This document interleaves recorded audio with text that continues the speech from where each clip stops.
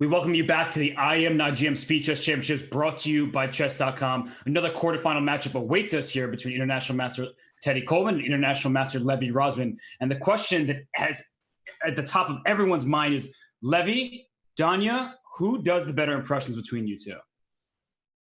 Should I answer that, or please, because I think we all know the answer, and that is Levy.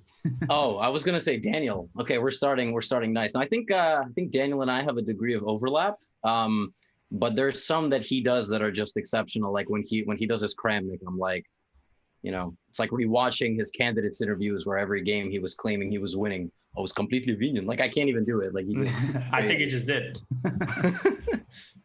Well, there's too much respect here. This is not what we're here for. Exactly. Teddy, did you have a full day of work today before getting ready to play some speed chess? I did work this morning, but I took off the afternoon, took a little nap. So, feeling ready to go. So you just sounded like, you're ready for 3 hours of intense chess. 3 hours of chess is always a long time, but yeah, I feel like I'm ready to go. And Levy, what about you? What did you do to prepare for today's matchup?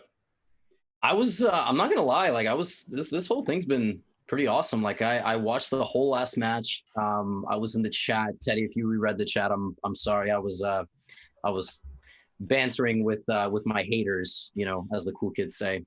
And I like the second that my opponent had a name, I was grinding. Like since then, like I've been playing Blitz, Bullet nonstop. I've been doing like, one plank a day kind of nonsense so I could get in shape. So I won't tell you how long I do the plank for, but well, Teddy, you had a first round matchup against a very obscure opponent. I don't think anybody in the chat really knows that person's name. It was Danny something.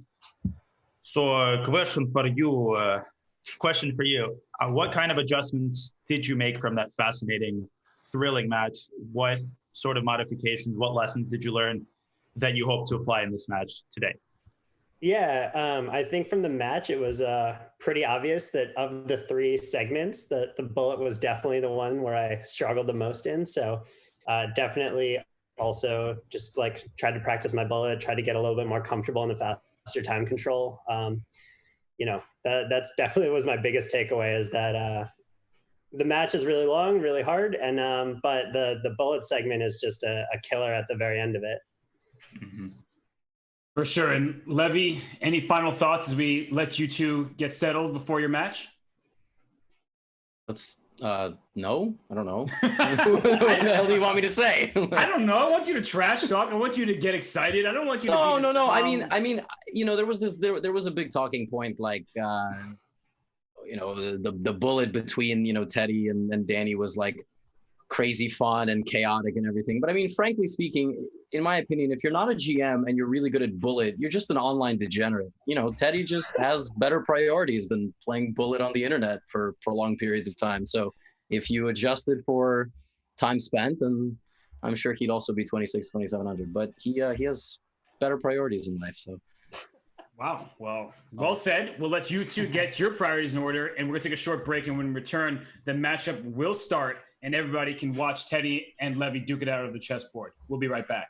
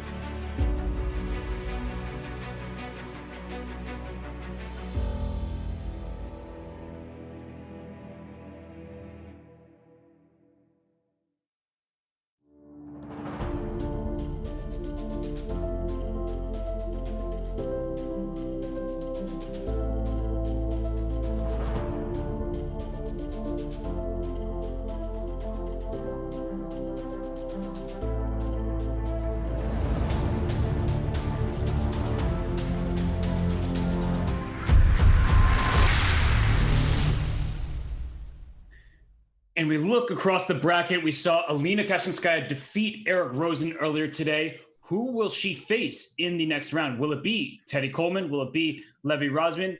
Donna, you know I always put you on the spot.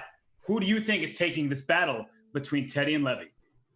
Well, I'm going to learn from my previous mistakes. I'm not going to prevaricate, and I'm just going to go with Levy as the favorite here. I feel like I always say this, but experience is critical here. And Levy, a veteran of online chess, he's an incredibly strong bullet player. We'll get to those comparisons in a moment, but I'm going to have to go with Levy here. Yeah. Now, what can you tell me about Levy's various ratings and experience levels? I mean, just look at those ratings. They speak for themselves. 2705 in Blitz, 2752 in Bullet. And he doesn't want to see Mayhem reach Gotham because Teddy Coleman is strong. I mean, what can you tell us about Teddy's play? Well, Teddy, of course, living right now in the Bay Area, my hometown. And don't be fooled by Teddy's Blitz rating, bullet rating, that is. His bullet rating is pretty low, but he is going to make adjustments this match. He's going to learn from his last match against Danny. And of course, his Blitz is very, very solid. He's a very strong player in Classical. As we saw in his match against Danny Wrench, he has very, very sound fundamentals. So that is going to propel him forwards in this match. And I think it's going to make it a very, very close one. I think you're right. And for Teddy, I do think he needs to get out to a strong start in the Blitz because the Bullet, he was shaky last time, but he ultimately was able to win in that tiebreaker. But Levy is a whole nother level right now. Levy's been working his tail off, increasing his ratings. He's over 2,700 in both Blitz and Bullet. And like I said, those numbers speak for themselves, Danya. He's very strong. He's determined. And I think that Teddy really has to get out to a hot start. Indeed, and we should also keep an eye on Levy's opening preparation, which I think is going to be nothing short of superb. As many of the people in chat, I'm sure, know, Levy recently released an E4 course. He's very, very booked up. And in Blitz and Bullet, that means a lot. If you can blitz out a lot of these opening moves, and the critical thing is getting the game into positions that fit your style. If Levy can do that consistently, that's going to put him with an edge in this match. So Teddy's going to have to deal with that. And Teddy's going to have to step it up in the Bullet section because Levy is an incredibly fast and strong and experienced Bullet player. And off they go with the first game. And here we are. Levy Rozman, the higher seeded player, gets the white piece. And when I say higher seed, it's kind of lower seed. It's always weird terminology when you're talking about brackets and seeding. And the triangle by Teddy. Wow, I don't think I've seen him play the triangle ever. I've only seen him play the square. Oh my gosh. Okay, 1 second. Is Teddy Coleman actually playing with the black pieces? To me, this shows some real preparation by Teddy because I'm not used to him playing these hyper-aggressive, highly theoretical lines. And he's playing this move knight a6 very quickly. So the point is bishop f8, you're hitting g7. Do not take that bishop on f8. If you take that bishop on f8, you get checkmated with queen to d8. And now Teddy thinking here, not really the right time to think after your opponent throws in a bishop f8, plays knight e7, probably just gathering his bearings, giving up the g7 pawn. Show that one more time, that if you took on f8, queen d8 is checkmate. This is all opening theory. It's brilliant stuff. Yeah, it was not a chess.com glitch. There was not a black bishop that was supposed to be on f8. This is a move that has been played for years now, very well studied. But I am just as surprised as you are, Robert. I thought maybe Teddy changed his name to Wesley Coleman or maybe Gary Coleman because this is an incredibly theoretical line. We saw Teddy try to leave theoretical waters against Danny. Has he bitten off more than he can chew here?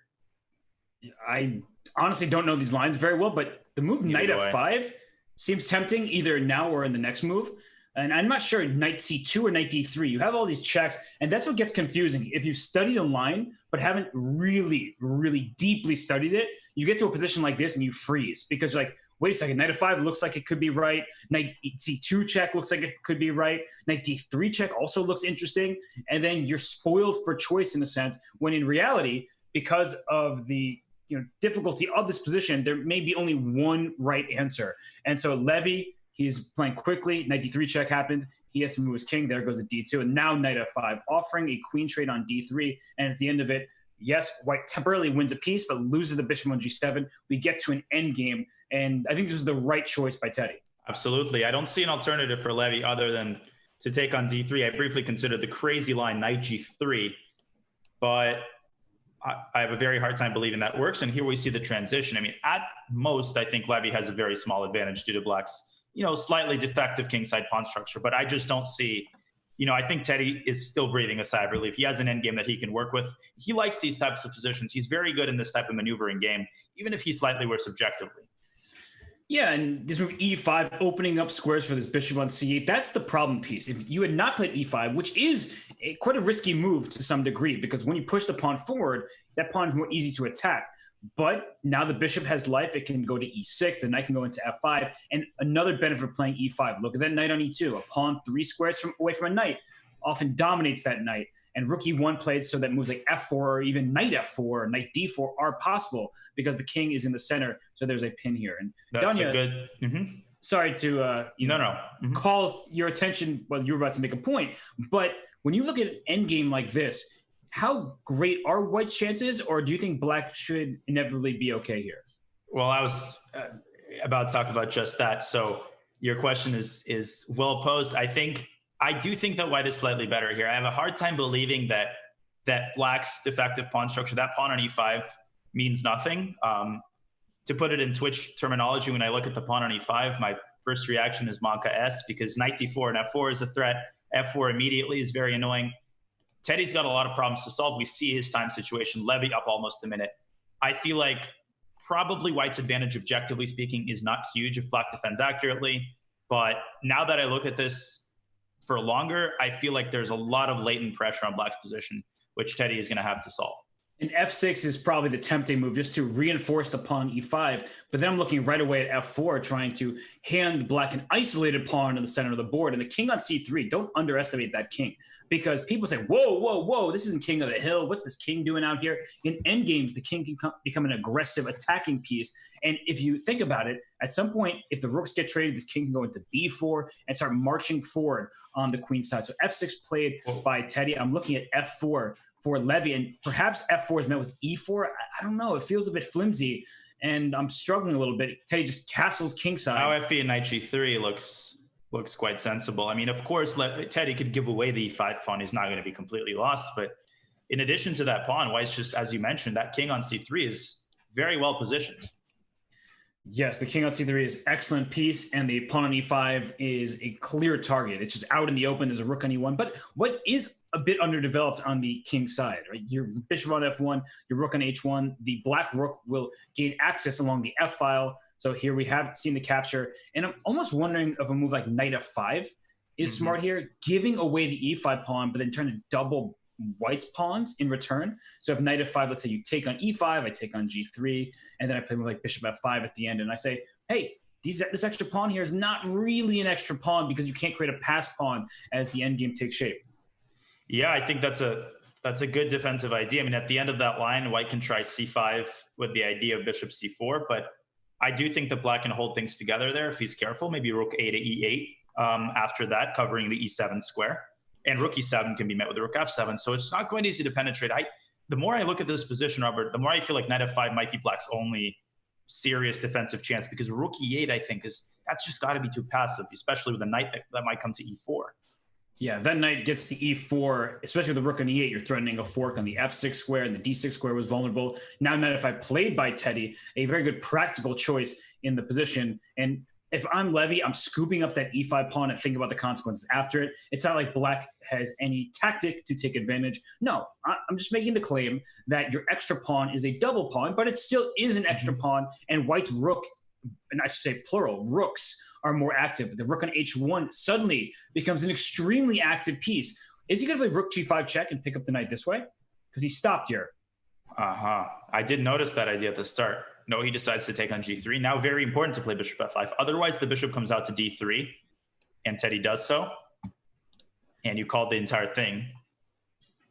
And rumor has it you're pretty good at chess, Robert. I don't know where I heard that from, but that rumor seems to be confirmed now. I think that this was definitely Teddy's best try, and I'm not quite seeing how White breaks through. Your move c5 with great intentions of bishop c4 check, and if we play c5, I think rook a to e8, as you mentioned, bishop c4, king to g7, and if you play rook to h to e1, I trade on the e5 square and put my king on f6 and say, I mean, who's really made more progress here? Now the black king rivals the white king in terms of activity.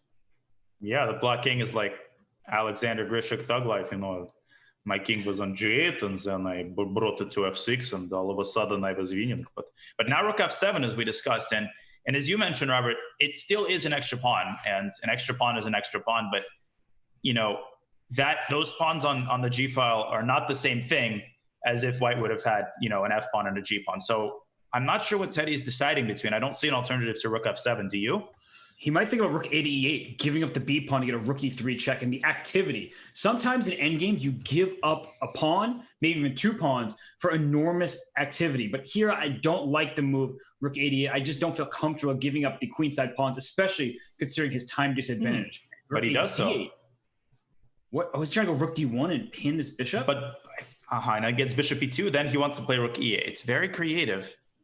Wow. Does it work? Teddy operating outside of the normal Teddy framework that I know.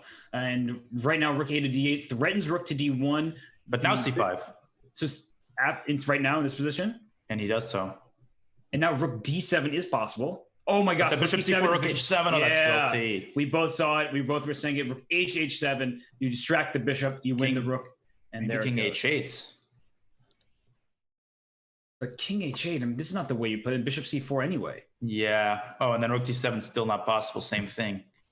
So king h8 played, and now it's about bishop c4. And I wonder if the bishop c4, there's b5. Like, I protect both of my 7th rank pawns by a counter threat on this bishop on c4, and the bishop needs to stay protecting the d3 square. Otherwise, black goes rook d3 check.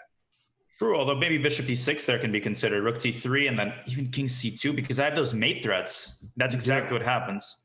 But that has to be calculated concretely, because white can also get mated. If you try bishop e6, rook t3, king b4, rook t4, you can't run to a5. You're going to get checkmated on a4. It just shows you can never relax. Any kind of endgame, as long as there's any material, you cannot sleep on your king.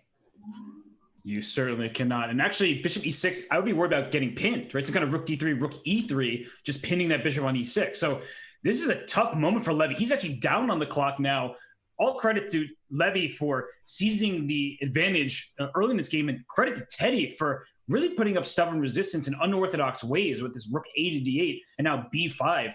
And Levy down to 20 seconds. Yeah, but rook he's still much better. Oh, a5. He's going to checkmate this. Checkmate him. He wants b4 ideas and rook d3 ideas. Levy can't move his bishop. The bishop is now literally pegged to d3 because rook d3 is just devastating otherwise. And bishop g6 trying to go rook f2. Now the other rook streams in. Wow, what a turn of events here. It looked like white's rooks were getting activated, but all of a sudden it's black. And look at the time, 4, 3. Oh my gosh, he barely got the move. Watch out, rook takes g6 is hanging because the pawn on h7 is pinned to the king. You could play rook f2. I think that's what you were going to say. Exactly. And try to trade bishops. You lose g6 for e2. That actually looks very interesting. Rook e8, similar idea. But now bishop f3, I don't like that move at all. I feel like Teddy should have brought all his chips to the center of the table, especially with this time situation. Now Levy's king relatively safe. That pawn on c6, although king d4 and king e5, I just don't see it here. Rook d3, king e5, bishop. It doesn't quite work. So he's going now for the take b2 c6. pawn. Whose pawn is better? Oh, look at the time. Look at the time. He's got half a second. b4. Oh my goodness. How can you possibly have? Yeah, that was. Oh, and he pre-moved. That was a bad pre-move by Levy. Oh gosh, an a2. But he still has bishop d5. d5. My goodness. Maybe rook d2 check should be thrown in by Teddy. Yeah, rook d2 is played. Bishop d5 is bishop f7. He throws an a2 now, and now he can put bishop f7 and try to get that rook to b1. Yes. But he has 5 seconds now. I mean, this is anybody's game. c6, bishop c4, rook b1, c7. Oh my gosh! You should have played c7 first. You should have played c7 first. I think that was actually might have been winning for white. Well, we'll take a look after this game concludes. But right now, it looks like Teddy, he takes the bishop, and the h-pawn matches the bishop. So that is an important note. Even if the king somehow can get it all the way back. Whoa, but wait a minute. Is this is going to be very close, Robert? Is it? No, you just, oh my gosh, wait a second. Bishop d7. Oh, bishop d7, bishop g4. And bishop g4. And then the king has to move away from the h-pawn. Wait. He doesn't see it. What's he doing? What is he doing? Bishop c. Oh, and it's position. No, oh my goodness. Oh my gosh, he just didn't see bishop g4 here. And we are going to go back and analyze this position as that game came down to the stretch there. Wow, Teddy Coleman misses an opportunity. The point is, in the position after he could go bishop d7, king g5, bishop g4, the king cannot stay attached to this h-pawn. It would have to move to on the 6th rank, and then you take the pawn on g2, bring your king back, march your pawn home. And well, Don, you had a point earlier that the c-pawn wrong move order. After rook b1, c7 first. That way you have to stop c8 equals queen. If you go bishop e6, then rook takes a2, and the bishop cannot capture on a2 while still protecting against the queen. So that was missed opportunities for both at various moments in that game. A draw was reached, and now Teddy with the white pieces. Look at his pawn center here. Pawns on d4 and e4, and Danya, I hate knights on c6. They're in front of pawns on c7. Indeed, and I just should point out, Teddy in that last game also sacked his rook for that pawn, I think a little bit prematurely. He did this a couple of times against Danny, where he tries to choose sort of the safe option, but sometimes that lessens the margin of error and it backfires. I like the way he's starting out here, bravely occupying the center, queen a4. Now he's, of course, threatening queen takes b4.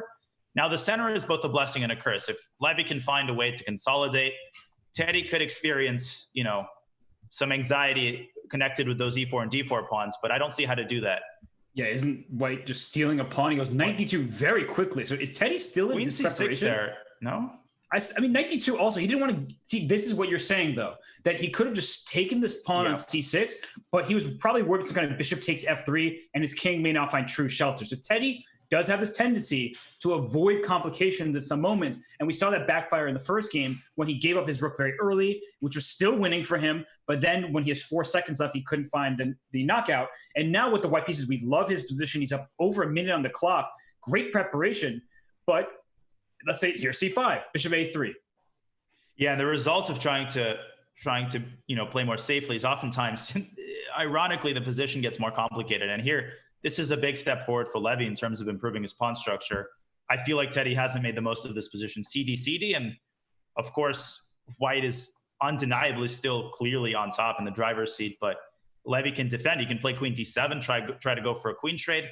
Those opposite colored bishops, they've occurred a lot in the morning match between Alina and Eric, and with the queens off the board, they lend more of a drawish tendency to the position. Yes, and now bishop g6 going after the e4 pawn. So that's going to be the issue that Teddy's going to figure out. I would probably play f3 here. I know that looks like it weakens some of the dark squares, but you're the only player with a dark square bishop. And if I go f3, I can play knight b3 next, and I can avoid c5, and that's a critical point. Black would love to play c5, get rid of one of the ugly isolated queenside pawns. But if you're unable to do so, especially after knight to b3, look at your bishop on g6. You see that this pawn chain from g2 to e4 strangles this bishop. There's no active squares for that piece. And same with the knight on f6. We always talk about this. A pawn 3 squares away from a knight. Here, the pawn on f3 brilliantly takes away this knight access, and the pawn e4 does the same, taking away the d5 square. So this has to be good for white. And look at the 2-minute time advantage. Unbelievable, actually. Yeah, 2 minutes is among the most lopsided time situation we've seen in the 5-minute section. And so that's crucial. What does black do here? Queen d7 was one move that you suggested. Then there's queen c4, just avoiding the queen trade, and then playing bishop a3 to follow at some point, just getting a tempo on the rook. Yeah, I mean, you've got to basically choose an approach. Either you're going to hunt for an endgame, or you're going to hunt for c5 opportunities. But Levy's kind of freezing here, and this time situation is getting very alarming because 2.5 minutes very significant. He's trying to massage those g3s, where I think he's trying to prepare f5. I like that idea, actually, of basically throwing all of your chips into the king side and saying, all right, if this works, he might actually have a chance to turn the tables. I like this move, knight h5.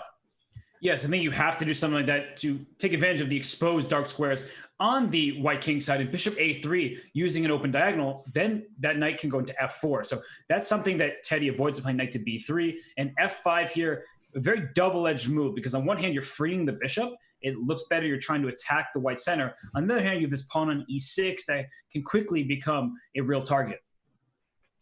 Yeah, and we'll see how he handles this. I mean, again, Levy experiencing some indecision here. This time advantage getting close to 3 minutes, and he goes for queen h4. He's piling up on the king side.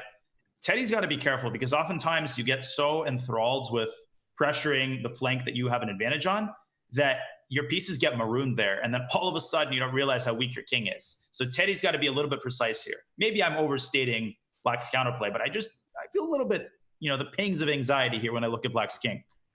Your move f5 really could hurt white's position, but I think bishop e3 is a smart move. Now you can play e5.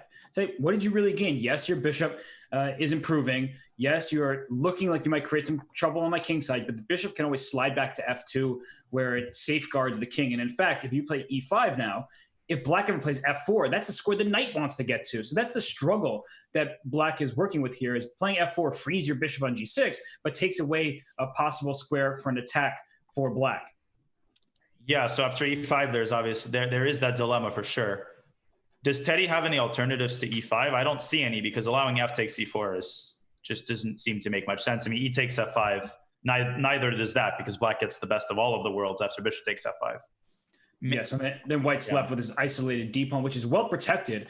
And Teddy wants to play rook c1, get after the c7 pawn, but when your center is under attack and in some peril, e5 just feels like the smart, safe, Teddy-like move. And I really am curious what he's contemplating here. Well, you're the appointed reader of Teddy's facial expressions, having known him for so many years, Robert. So maybe you can help translate. If you look at Teddy's expression, what is it that he's thinking about? Is he nervous? He's probably thinking about a line of code that he needs to work on after this Speed Chess Championship match. Mm-hmm. But you know, when I look at Teddy's face right now, he's really deep in thought. And there he plays e5. He spent 1 minute and 24 seconds to play that move, and that's a move that he certainly saw instantly. Like e5 was probably the first move that went through his mind. And after knight g3, there's even bishop f2. I can just say, hey, what's your knight doing here? That's a pin on that knight. You can't take my rook because your queen's under attack. He plays rook e1. He's just, you know, I like the way he's playing. And bishop f2 will come in due time. Rook a to c1 is next. Yeah. And black still has all the weaknesses in the position. But what about f4, bishop f5, and bishop takes h3? I feel like that's okay. Queen g5 by Levy. I'm not sure about queen g5. I felt like bishop f5 might have actually been quite nasty. Yeah, I mean, bishop f5 now again, and bishop takes h3 still in the picture. I think white just goes king h2, and it does look a little scary, but with the king on h2, somehow you're defending the pawn on h3. There's no sort of knight moves that end up hurting the white king. And this pawn on f4 is one of those pawns where you both like it and hate it as black, because you would like to throw it up the board and then go knight h5, knight f4. It's just funny how sometimes you want to capture your own pieces. Yeah, very well said. And speaking of chess expression, when Teddy spent that amount of time on e5, I was reminded of a saying. I don't remember who first phrased it. I've heard it from my friend Grandmaster Sam Shanklin, that 90% of the time you know what move you're going to make after 15, 20 seconds. And the time you spent thinking is to justify to yourself that you're actually doing the due diligence. Knight d7? Rook b2. Rook b2, yes. Oh, Levy, what a tricky guy. And b1 is covered, so rook b1 not possible. I'm telling you, this starts to look, once again, Manka S. The word that comes to my mind, he's trying to take on e6, but I'm not sure that helps after rook b2. What is he intending after rook b2? Yeah, that looks a bit scary. Because rook b2, he can't even protect his bishop on f2. Maybe he'll take on okay, rook b2, knight e6, bishop e6, queen e6. King h8, and then king to g1. So I'm just going to guy, Robert. That's me. Because bishop g1, there's knight f1 check. That's a filthy little checkmate. After king g1, maybe knight e2 and back to g3. Is that some sort of repetition?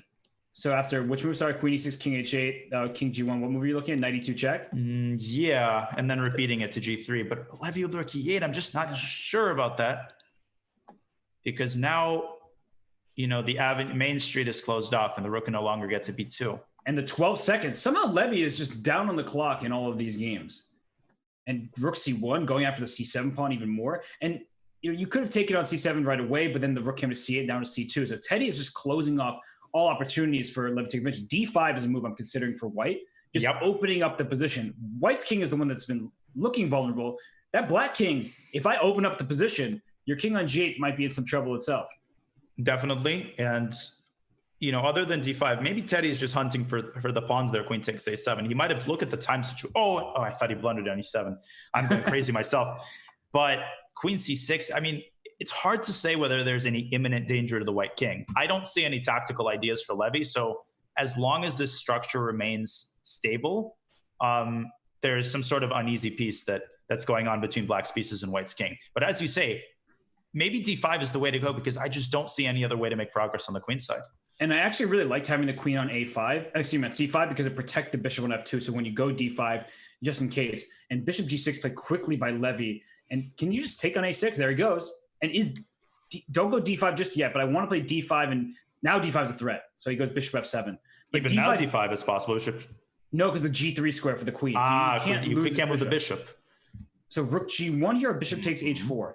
Critical I moment. would play rook g1 because bishop h4. Okay, it goes bishop h4, but now queen g3 check going to be. And he's just saying, okay, it's fine. Yeah, I guess so.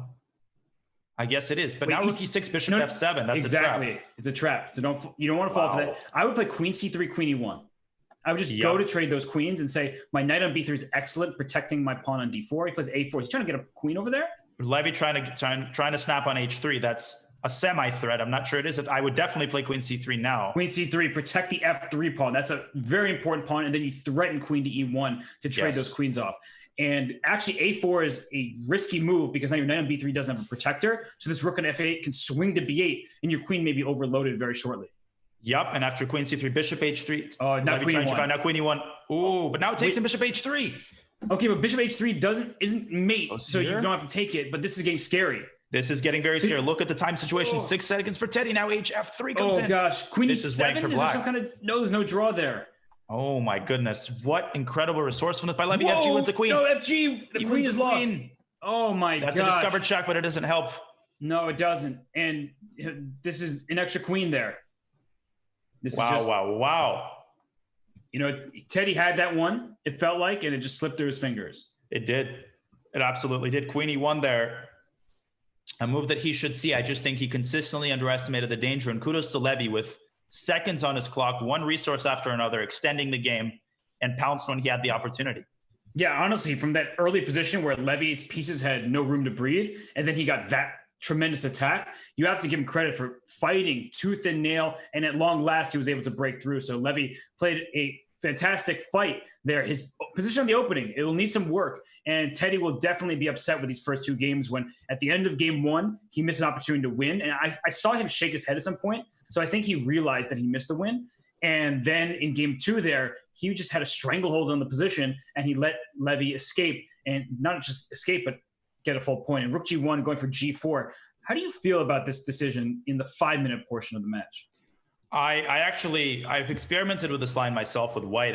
It's a fairly theoretical line. I mean, this g4 idea recurs in many of these positions. It's been championed by players like Mamedyarov and Jobava, very dynamic players, and it's not as unsound as it seems. I mean, white just look at White's development. Look at those bishops. White's developed virtually all of his pieces. The king can castle queenside. So it's a very double-edged position. White's weakening his position a lot, but he's also going for the throat. And Levy's going for the positions that he's comfortable in, and he knows Teddy will not feel himself in. So I think this is a very good practical decision. Maybe g5 instead of knight a4 was to be considered, but who knows? I don't know if they're still in theory or not. So what's going on here? The knight goes to d5. You can't play e4 for white. So from d5, you play e4, my knight gets into f4. That's not a good look for you. And the queen would love to line up with the bishop on a1, and then bishop a1, queen b2. But you have to get the rook out of the way first, and in the meantime, black gets some moves with bishop b7, pawn e5. So Levy plays bishop d3, going after the h7 pawn. And I'm not convinced that g6 is not just a fine move here. It looks scary. Look at that open diagonal. h4, h5 comes into mind. That's what he does. It's a little bit slow though. Bishop b7, knight e7 could keep things well protected. Teddy's just going to watch a couple of important points here, not to allow the queen to c3, not to allow a bishop sack on g6. If he manages to keep that under control, positionally speaking, his situation his position's fairly sound. Although bishop b7, h5 does scare me, and I'm not even playing, but that looks very risky because I know I have some discoveries against this knight on f3, but in general, allowing h5, cracking the sort of fianchetto pawn structure, it is worrisome. It is, even with the knight on e7, I agree. You don't want to open the h file. Opening the f file weakens the e6 pawn. So Teddy, once again, with problems to solve here, and he's got to act very concretely. He can't just slink away and, hope that everything's going to be protected. This is a critical moment in this game.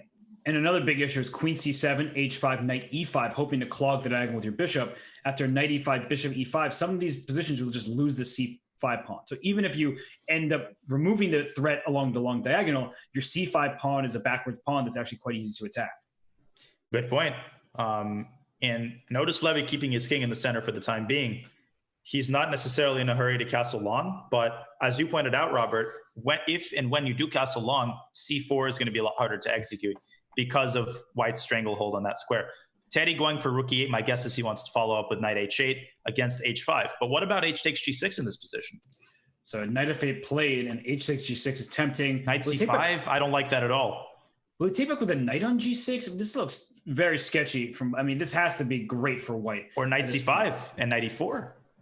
No, that would hurt if you get a knight to e4. What you really want is to go knight f3 to g4 and just checkmate this king on the dark squares. Because the knight on g4 threatens knight h6 with check and mate, but you can't get there because the h2 square is covered by the bishop on d6. But it's one of these positions where I'm always looking to get my knight either e4, g4, and just go for those softened dark squares. Yeah, I mean, I'm the more I look at this, the less downsides I see to simply taking on c5. And he does. Not only is this a pawn, a free one, but you can't take on c5 because then that queen's going to appear on c5 and then on d4. But if you don't take on c5, that knight, as you said, Robert, can appear on e4. This just looks miserable for Teddy. And again, I think he's chosen a slightly too passive of a solution to these tactical problems. He has indeed, and knight e4 is coming next. You called it. It's going to happen, and there's nothing that black can do about it because capturing on. Well, can I try knight e3, d3, bishop c5, and then try to take your bishop on d3? But even a bishop e4 there. Bishop e4 is nasty. Hitting this rook on a8, the bishop on c5 still under attack. That's just bad. Or even queen c5, queen e5 there. That diagonal, I mean, it's just such a long-term weakness, and it's so hard to resolve as long as you don't put something on that long diagonal. To contest it. It's just every long-term advantage is in white's favor. Every short-term advantage is in white's favor. This is misery, absolute misery for Teddy here. And he's trying to find a way out, and there doesn't seem to be one. So, I tend not to recommend resigning in this format. It's too early to be thinking about the long run, but Levy is the favorite in the bullet portion. And we've already seen Teddy in mutual time trouble collapse in the first two games. So I think that he could consider resigning just to get more 5-minute games available to him. Yeah, I mean, and you might, I mean, first of all, knight b7 is possible, and then take d6, knight e5, and your idea of knight g4. I mean, white can even ignore any threats on his queen because knight h6 will be checkmate. So that looks like it hurts. Levy, I'm sure, is just savoring his position. And to your point, Robert, I do think it's kind of sensible because you don't want to get into the habit of dragging things out constantly, especially when you basically know that there's very, very limited chances to save the game. I think Teddy should bank on the 5-minute portion to make a statement, and he needs to make these adjustments quickly for the rest of this portion, and definitely for the bullet and the 3-minute portion. He has to play more actively. He has to take more risks, at least in my opinion. He does indeed. And right now Levy's thinking. So what is he thinking about? It just seems like a position with you're spoiled for choice. He goes for the knight b7 line and queen b6. You just have to do something like that. It's a sad necessity. And okay, queen c7, still knight takes d6. The queen on c2 is protected. So I would just take on d6 and then go forward with the knight e5, knight g4 plan. But Daniel, what I was going to say is this is one of those positions where if somehow black survives the next few moves, like you might not be losing anymore. If you can get a quick rook c8, bishop b5, and try to get some counterplay, it's one of those positions where somehow you may miraculously survive. And bishop e5 played to kick the queen out, but is the knight going to go to g4 via h2? What's the exact plan here? Maybe queen b2, bishop h8. That's one thing that comes to mind. I definitely would not take the queen here. I would play queen b2. He has to calculate knight takes c3. That was an idea that came up earlier. And that's kind of to your point, Robert, that when he does, I don't like that decision. I mean, obviously he's still winning here. There's no doubt about that. But I thought he had to go for the throat. Actually, I mean, I'm not sure this is so easy anymore. Knight comes to d7. Exactly. Then black can consider e5, e4 if I push your bishop out the way. So this is one of those positions where Levy is still doing great. He's been outplaying Teddy from the very start. But now we're in a position that went from what looked like totally winning to looking like, hey, you're winning likely, but you really have to be accurate here because a couple pieces get traded and the rooks get active for black. Then there's counterplay. So the knight on d5 doing a great job of covering the c7 square. So there's no rook c7 ideas. And black trying to get e5 in. Well, Robert, you've put your Nostradamus hat on in the morning, and it hasn't come off yet. I mean, you've called so many things in the morning match, and now this, where I was sure the game would end within 3 moves, but now it's a dogfight once again. And rook e6 comes in, that bishop on d6 in some trouble as well. Actually, where's that bishop going? Where is it going? Because bishop c5, there's rook to c6, I think, and the bishop is simply trapped. I'm shocked. This is really turning around very quickly. And these are one of those most frustrating things that can happen to you. It's happened to me so many times, not just in Blitz or Bullet, but in classical chess as well, where you get a winning position, you know you're winning. I have a good example of that in the Isle of Man. I was playing Castor Piorin. I'm winning for so many moves. I know I'm winning. And then I keep on making mistakes. My opponent keeps here and there fighting back. And then lo and behold, he makes a draw. And I'm just so angry at myself for letting it go. And which of the many moves here for Black would you play? He goes rooks. Is he just going to trade rooks? Maybe a5 was to be considered, but now that bishop on a5, it's weirdly ensconced on that square. It's not easy to get to. What about trading on c1, playing rook c6, rook c5? Oh, the d8 square. Oh, that's tricky. like a fish, jumping from one area to the other. Still, the rook c5, very interesting. He's trying to bank on the activity of his pieces, but what is his idea after takes bishop c4? So he's going to trade on c5, bishop c4, and then there's e4 and the rook to e5. The g5 pawn is one that has gone a little far. And that rook x-rays the bishop. It does, right? The rook on e5 will come after the bishop. Maybe bishop d8 at some moment soon and take on d5 with bishop d8, get that bishop to f6. But there are two knights, and this c5 knight can go to d3 if you ever take me on d5. So that's something that you have to look out for. The b4 pawn is not hanging here precisely because of that. Bishop b5, bishop b5, bishop b4. There's knight d3 check. Not to mention that opposite colored bishops, the presence of them makes you worry, like, am I blowing this game? At 28 seconds, Danya, there's not a lot of time here for Levy. Nope, and there's still a whole lot of tactics to sort through. Not a lot of time for Teddy either, and we've seen him take long things, and that was a big mistake. I think knight d3 check intermezzo would have been much stronger unless I'm missing something. I think you're right, but here Teddy's going to try to hope. Still, in fact, rook c6 and a5, a4 maybe. Oh my gosh, is this king? Clamp. He has bishop c3, so there's always a way out here. Rook e4 to rook h4. I would do that right now. Throw this rook on h4. There he goes. Rook g3 though. No, rook g3, rook h4. You can't take my bishop. Oh my goodness. Unbelievable. That's a beautiful resource. Actually, can white do anything here? If I go put my rook on h4, you're stuck. Completely stuck. Rook h4. He's got to go king f1, but and then there's this draw by force. Rook h1. Rook h1 check. Rook and bishop b2, bishop f3 is a draw. Exactly. Wait, what did he do? Oh my goodness. Oh my gosh, he had so much time. He just gave his bishop away. And there was no need for that. Oh my God. Oh, he worked his way out of it. And he just hung a bishop. And that happens. You forget you have a certain mechanism that works in one position and you forget that the position has changed. And we're going to pull up the analysis board here just to show that one more time, because there was an immediate draw available to Teddy. As you said, he was relying on the fact that when the king on e1, you can't take the bishop. Rook h1 is checkmate. But after king f1, there was rook h1, forcing rook to g1, and many moves hold a draw. Just rook anywhere back is a draw. Bishop e2 check, forces king g2, bishop f3 check back, and the king needs to stay attached to the rook on g1. This is a draw by force, by repetition there. So a missed chance there by Teddy in a position that was very clarified, and he was the one with plenty of time. These mistakes happen. He's going to need to calm down, rebound, and look at Levy. He's taking it to Teddy right now by playing this variation. If we scroll back a few moves here with bishop b4, queen c2 nimzo, and then d5 and c5. I used to play this as Black. It's a very sharp line with chances for both.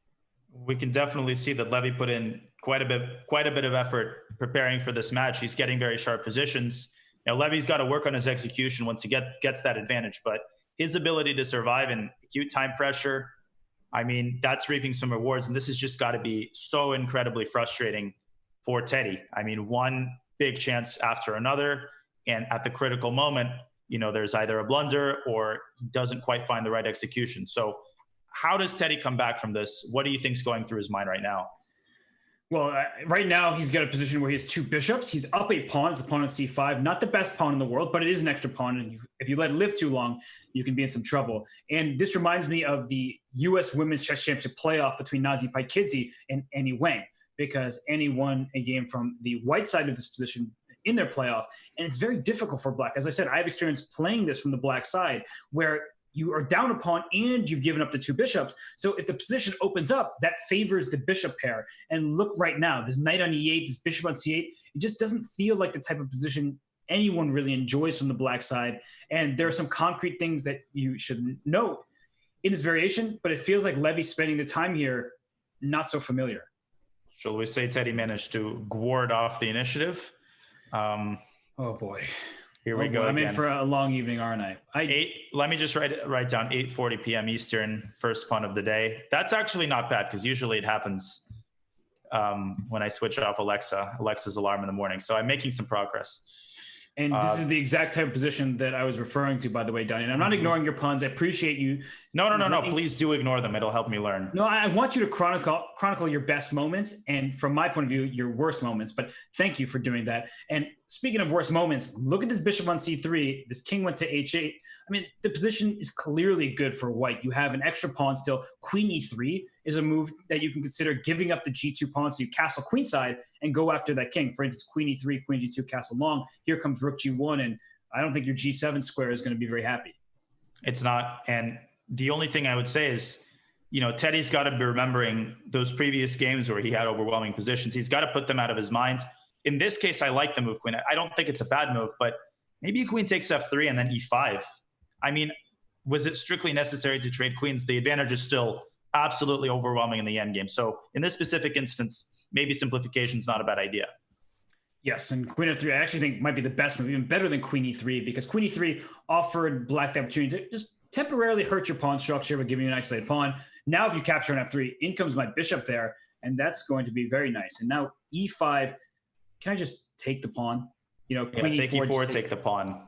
Yeah, give me your pawn on e5. You take on c5 at bishop d6, hitting your rook on f8 and your knight on c5. And if you try a rook e8 move in between, I go bishop d4. I could drop my bishop back to e3 as is needed to close the e file from your rook. And I'm just going to castle and say I'm at least up one pawn and maybe even stay up two.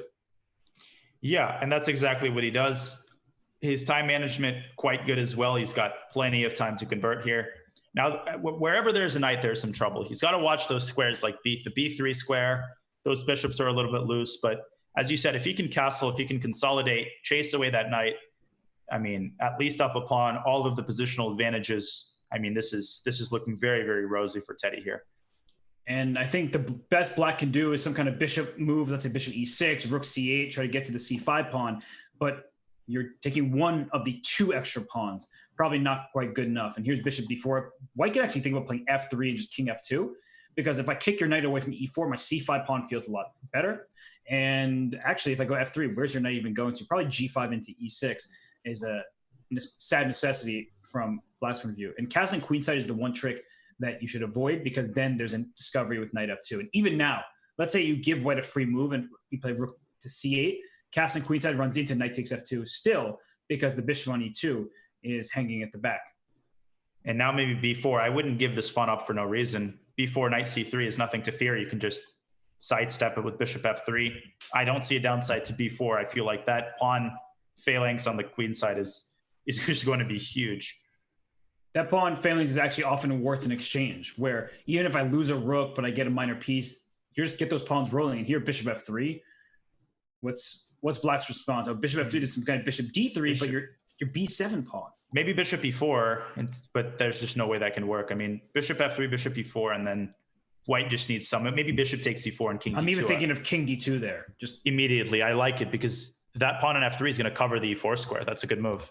Right. I'm taking away this knight retreat, and then I'm up. There was connected pawns over there on the queen side. Yeah, I mean, Teddy doing a good job of time management here. Here specifically, there's some tactics. So there's every reason to take your time. But again, he's got to put the threshold somewhere. He can't let himself tip to 30 seconds, because we know what that could lead to. And there we see bishop f3. It looks like he might just carry this one home.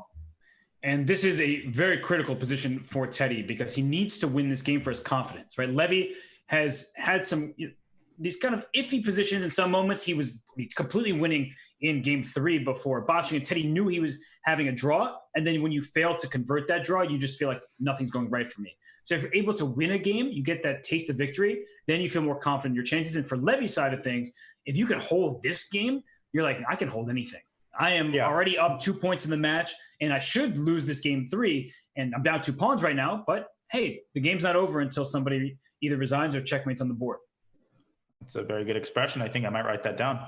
Might go into my collection of 8:45. Take note of what time it is. 8:45, and that's a round time too. I think you timed it perfectly. And the problem is this knight on c3 is actually kind of stranded. And you pointed this out, Robert. This pawn on f3, once again, you might look at those pawns and say, terrible pawn structure. What is Teddy doing? But then that pawn serves a very important purpose of defending the e4 square. And in this situation, when white is up this much material, that's so much more valuable than whatever sorts of doubled pawns Teddy may have. And bishop d4 here, just trying to offer a trade of rooks. Maybe bishop d2 is a little smarter. And that bishop d4, there's knight e2 perhaps, and you can repeat the position with bishop back to e3 as is needed. But yeah, somehow this just feels like it should be easy, but then this knight is a tricky piece, and you can't so easily win this game. True. Maybe takes on e6 and rook e1. Yeah, that knight is trapped. Completely circumscribed. Yep. Nice. Rook e1 next, and as you were about to say, the knight is completely stuck over there, and so why not just trade off all the rooks and then run your king over to attack the knight? Yeah, that's one of the most tilting situations out there. The knight on a4, bishop on d4, where the knight literally has no squares. It's, total helplessness. And, after the rook trade, Teddy can just saunter over to b3 and snap off that knight, and that'll be that. That's the dream. That knight is stuck over there, and there's a resignation. And, for some of you may say, wait, there's still pieces on the board. Why would you resign? It's because that knight was trapped. White was already up 2 pawns, and Levy recognizing that, hey, this wasn't my game. So, from a match perspective, there's still 31 plus minutes remaining, almost 32 minutes. So it's not like he could waste so much time. So I think for Levy, what he needs to do is just play just like he did the last time he had white, but don't let Teddy out, right? Don't let him off the hook for getting a sketchy position at the opening. Definitely. I think Levy is displaying very good opening preparation, but he's playing a little bit too fast once that preparation is complete. I think he's mishandling some of these initiatives, as you said. So the adjustment he should, I think, make here is just to tell himself to be a little bit slower once he's out of prep, because, he's getting a lot of very promising positions. And for Teddy, that win must feel very, very good, even though he's still clearly disappointed. He's the moral effect of that victory is obviously huge. It is. And Teddy playing a semi-Tarrasch, which I also have never seen him play before. So something's going on. I'm going to have to ask Teddy what he was looking at in anticipation of this match, but clearly putting an effort in the opening stages. But right now, this is what happens when you're not so familiar with the position, because he spent, 23 seconds? Well, Levy spent 23 seconds, and then Teddy returned the favor by spending 23 seconds of his own. And now we're in a position that, to our eye, looks like, we've seen things like this all the time. But if you are not someone who plays these positions regularly, you're just like, what is the exact plan here? Does white play for e4, or do I leave the pawn on e3 to keep my pawn chain more solid in the center? Is e4, can that backfire with some kind of d6, bishop b7? Are we getting a sort of Grunfeld-like structure? And the answer is yes, but the bishop's on e7 rather than on g7. So here's e4, and I would probably take and play b6 here, but is there anything else that black can do? Yeah, he's got to somehow find Grunfeld-esque ways to apply pressure on the center, and white, of course, can leverage his strong pawn center. 848, number 2. 848 when you go in timeout. Exactly. You should leave. I'm leaving. That's it. I'm taking a walk through downtown Charlotte. I need to refresh myself. That was so bad. That was so bad. What isn't bad, I think, though, is maybe b6, bishop b7. There's this cross between Grunfeld and semi-Tarrasch. And black just needs to get his pieces onto positions where they can pressure white's center. I still think Levy's got the edge here, though. Yeah, white should be better. The thing that happens in these positions is you look at it. Let's take a holistic view here. The d4 and e4 pawns, 2 central pawns for white, only 1 for black on e6. So white not only has an extra center pawn, but more space with those pawns on d4 and e4. But then you start thinking endgame. Having outside pawns can be a really good thing for black, because when there's an endgame, you don't have a queen just to run from side to side on the board, that you have to draw attention to that pawn. And if it's on the side of the board, then your opponent can start hitting you in the center while your pieces are distracted. So this is a long-term idea in such a position, but Teddy's really spending a lot of time here. And now he finally plays b6, but that's a common idea that you need to be able to play instantly. You cannot spend a minute on that move after spending 31 seconds on c6, d4. It's just too much time. And Levy will go into the think tank at some point, but I'm not sure I trust Teddy right now if he's going to be down on the clock. Definitely. We just saw him make the Michaela Moroni not impressed facial twitch. And I think he's he's lower on time. He's slightly worse, but as you said, Robert, there's a lot of classical games played long ago where the white player doesn't necessarily understand that all of these piece traits favor black. As you said, a pawn endgame is oftentimes just completely winning for black because of the possibility of creating an outside passer and using this very classical plan of distracting the king and walking your own king around to just mop up all those pawns.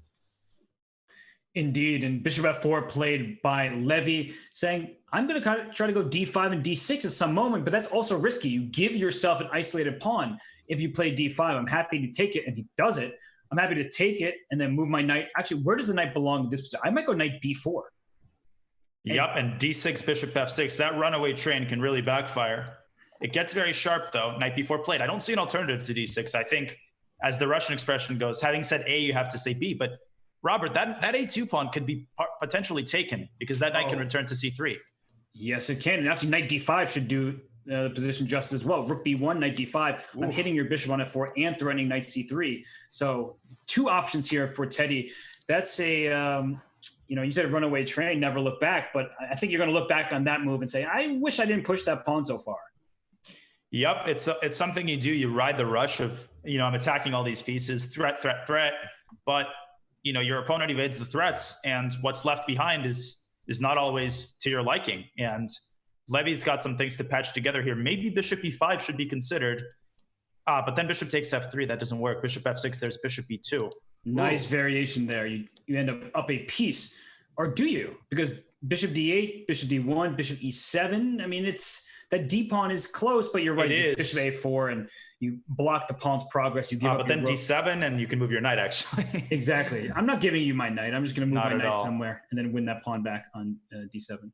Nice. Yeah, I mean, this is... And I think rooks, out of the 2 rook moves, rook c1 is probably better because rook b1 walks into those potential forks, although I'm not sure.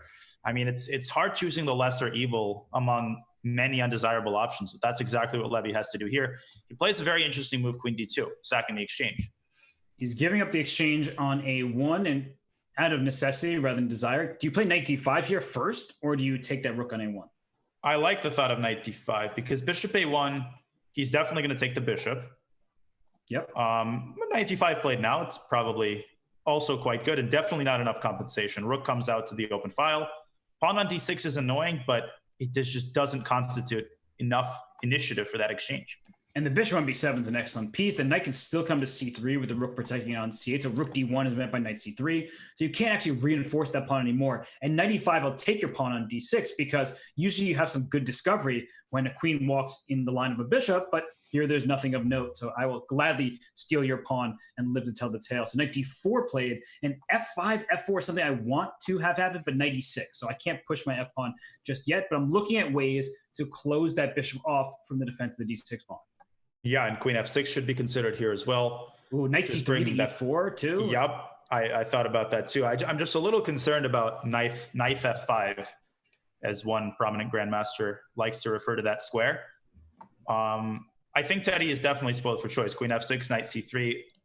Concretely, they all should be pretty good moves.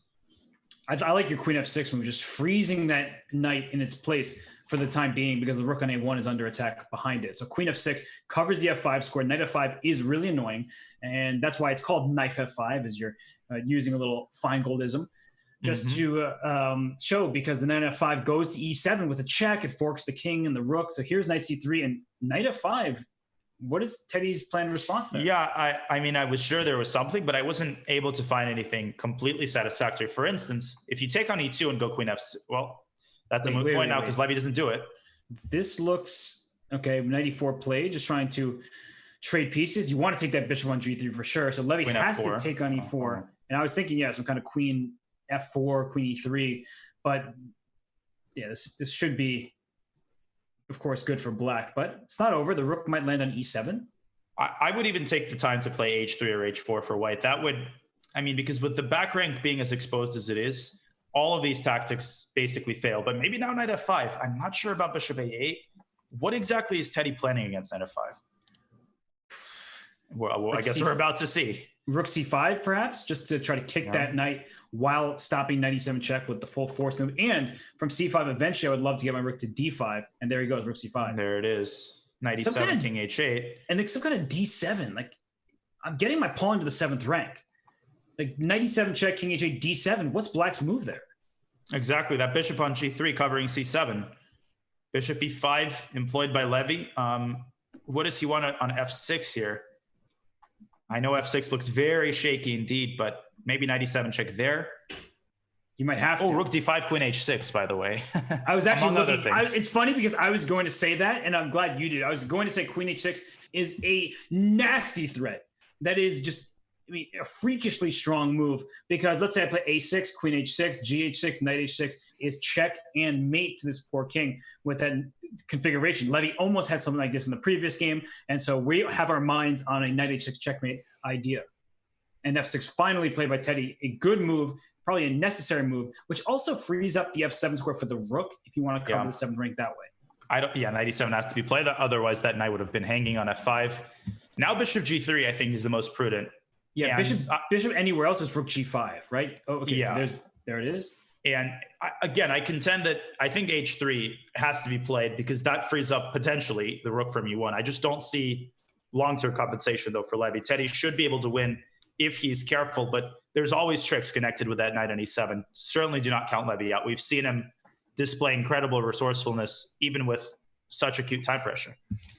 And what's Black's move in this position? I'm not finding an easy move to play. Rook d8 seems to be, common sense move, just trying to get after this pawn. Is Teddy eventually going to have to go rook g5 and sack the rook for the bishop to get the d6 pawn? Well, not so fast after h4.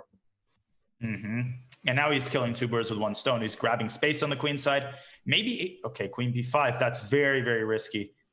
He needs to get his queen to like the diagonal to try to checkmate. He goes queen c4 here. Look at Teddy go. Look at the time.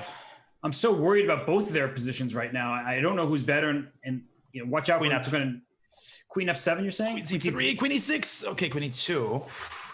How do you do this? Queen d4, slow and knight f5. There was a knife, Robert. Knight f5, queen e8 might have been winning. That was actually really nasty. We'll show that after the game. But it looks like making it. Black is now the one who is pushing these pawns here. Take on d6. It's about time. Okay, rook knight g6. Knight g6. Oh, knight g6. What a tactic. King h7 you have to play at some moment. He's going to lose on time. This is 0.1 seconds. Oh my gosh, this is getting really dangerous. So he stopped. Teddy now down to 2 seconds. Knight f8. Oh no. Another one blown by Teddy. My oh my gosh. And d7 wins another piece. This collapses. In these time scrambles, Teddy just is not able to keep up with Levy. Levy's been very impressive in the time scrambles. He has, by the narrowest of threads, with 1 second on his clock, he keeps the game going. And now some stalemate tricks, maybe, but I'm looking at that too, some kind of stalemate. But it doesn't. The rook isn't close to White's king. Wait, take on e6. Take on e6 is a free piece. Oh, that was a free piece. And now rook c7. Okay, or knight f8 checkmate also does the trick. That's beautiful checkmate. And in these time crunches, Teddy was the one who had more time, had an extra exchange, but that pawn on d6. Having a pawn in the 6th rank is often worth some kind of material sacrifice because it's always angling to push forward and try to promote. So a tough loss there by Teddy. And just wow. Wow. Yeah, wow is a good word to describe this. We've seen this happen time and time again. And, once Levy sacked that exchange, he developed these long-term threats. And you kind of called it, Robert. I just feel like Black had that more convincingly earlier, but just what a finale. We're seeing so many of these time scrambles, and Levy is the one with the nerves of steel. He is indeed, and that was a theme in the match against Danny Rensch, because when we got to the bullet, Danny was able to score +4 before the tiebreaker when Teddy actually scored +2 in return. But right now, Teddy needs to calm down. He's playing quite well, right? I don't think we are criticizing either player's quality of play for the most part. Levy missed, he pushed his d-pawn, he regretted it, but he was able to come up with nice activity throughout that entire game. And now Teddy with the white pieces has to watch out for e4 after this move e5. Now knight g4. Knight g4, right? Something seems a little bit off about Teddy's opening play here. Knight g4 is a good idea. DE also possible, by the way. I have a hard time believing White can capture on e5 there. Yeah, although maybe he can. DE knight e5, that looks weird, but as you're saying... G4, knight takes g4 and rook b1 simply, maybe White gets away with that. I wouldn't risk it, honestly. I think knight g4, knight ft7 is a safer option, and Levy's in a position where he can afford to play with an abundance of caution. But he decides to take on e5. Very interesting. He does, and e4 is a big threat, so you're gonna have to avoid that. He takes it, it felt like he had to. If e4 was about to be played, that would give black a tremendous open diagonal for the bishop. And I think Levy can't believe that that pawn could be captured. You know, it's like one of those moves, like there's no way you can take on e5 and survive this. But as you're suggesting, there's no good knight discovery. Yeah, I mean, very often in the King's Indian, I just felt like I said that, yeah, in a very Fabiano Caruana tone. I have to give a shout out to Levy, by the way, who has the best Fabiano Caruana impression that I have heard. Fabiano is probably watching, by the way. He was messaging me right before the show saying he loves this format. He thinks the matches have been very exciting. Well, so shout out to Fabiano. Fabi, of course, an amazing player. What an honor that we have some incredible grandmasters watching. Knight FT7, but I was going to say, in a King's Indian, you usually have some sort of discovery. Now, this gets complicated, though. Knight takes c7. Is there bishop takes c3? And that knight on f8 might get stranded. Yep, the knight gets to knight f8, bishop a1, and the knight is not getting out, is it? But there's some kind of bishop a3. You're attacking your bishop, protecting my knight, and if bishop g7, bishop takes g6. Like, I don't know. Something like this is getting tricky at the very least. It is. Problems to solve here for Teddy. I mean, not only is this getting tricky, you might just be losing a piece here. I mean, because f4 is definitely something you don't want to play. Knight takes c5, and that's just a nicer bishop e5, and then queen h4 just might knock white out there. Yeah, I'm with you there. That just looks absolutely abysmal. Queen h4, the bishop's aiming at the white king side, and there are no pieces over there to protect. So you have to take on d7. I think it doesn't look good, but there are worse things in the world than being down a piece for 2 and max 3 pawns. I don't think there are, Robert. I think that is the worst thing, the worst fate. Sometimes it feels that way, I must admit. Yeah, I mean, sometimes, you know, it's one of the most frustrating feelings when you're looking at a position and you can't believe that you don't have a defensive resource. But the longer you look at it, the more you realize you just don't. Sometimes chess works in weird ways. And sometimes all of the positional factors can just be misleading. And in basketball, they say good offense beats good defense. Well, in chess, oftentimes tactical properties beat positional considerations. Yes, that is true. As long as you're not going off just for the tactics, you're absolutely right that, you know, you can find a nice counter blow at the right moment. And well, here is a situation where both players know that there's something in this position for black, but they don't know exactly what. They're putting on their thinking caps. Levy here looking very studious, and he's just trying to figure out bishop takes c3. That looks like it's something, because what else is black doing? Is there kind of queen takes d7 as well? Like, can I just take on d7, bishop b2, play rook to d8? Probably not. I just drop my bishop anywhere, and I'm trading queens because the rook on d8 has no protector. So he takes on c3, take on f8, and taking on a1. We anticipate this, and I think bishop a3 is the best move. Well, I just think he asked himself, what would Fabi do? And well, he managed to find a pretty good resource, and now he's just playing some trick with queen h4 in this position. But yeah, I think queen h4, because king h7, of course, bishop g6. That's a devilish trick by Mr. Coleman there. But that knight on h7 just went from the frying pan into the fire. And yes, queen h4 isn't a good move, but what about bishop e2 as a response? And take on h7, let's say king h7, bishop f3. Just trying to say your queen side is not developed here. Your pawn on f7 can become a target. So I don't think that Levy's quite out of the woods, despite the fact that we both like his position. He goes knight a6. What a calm move. But is it good?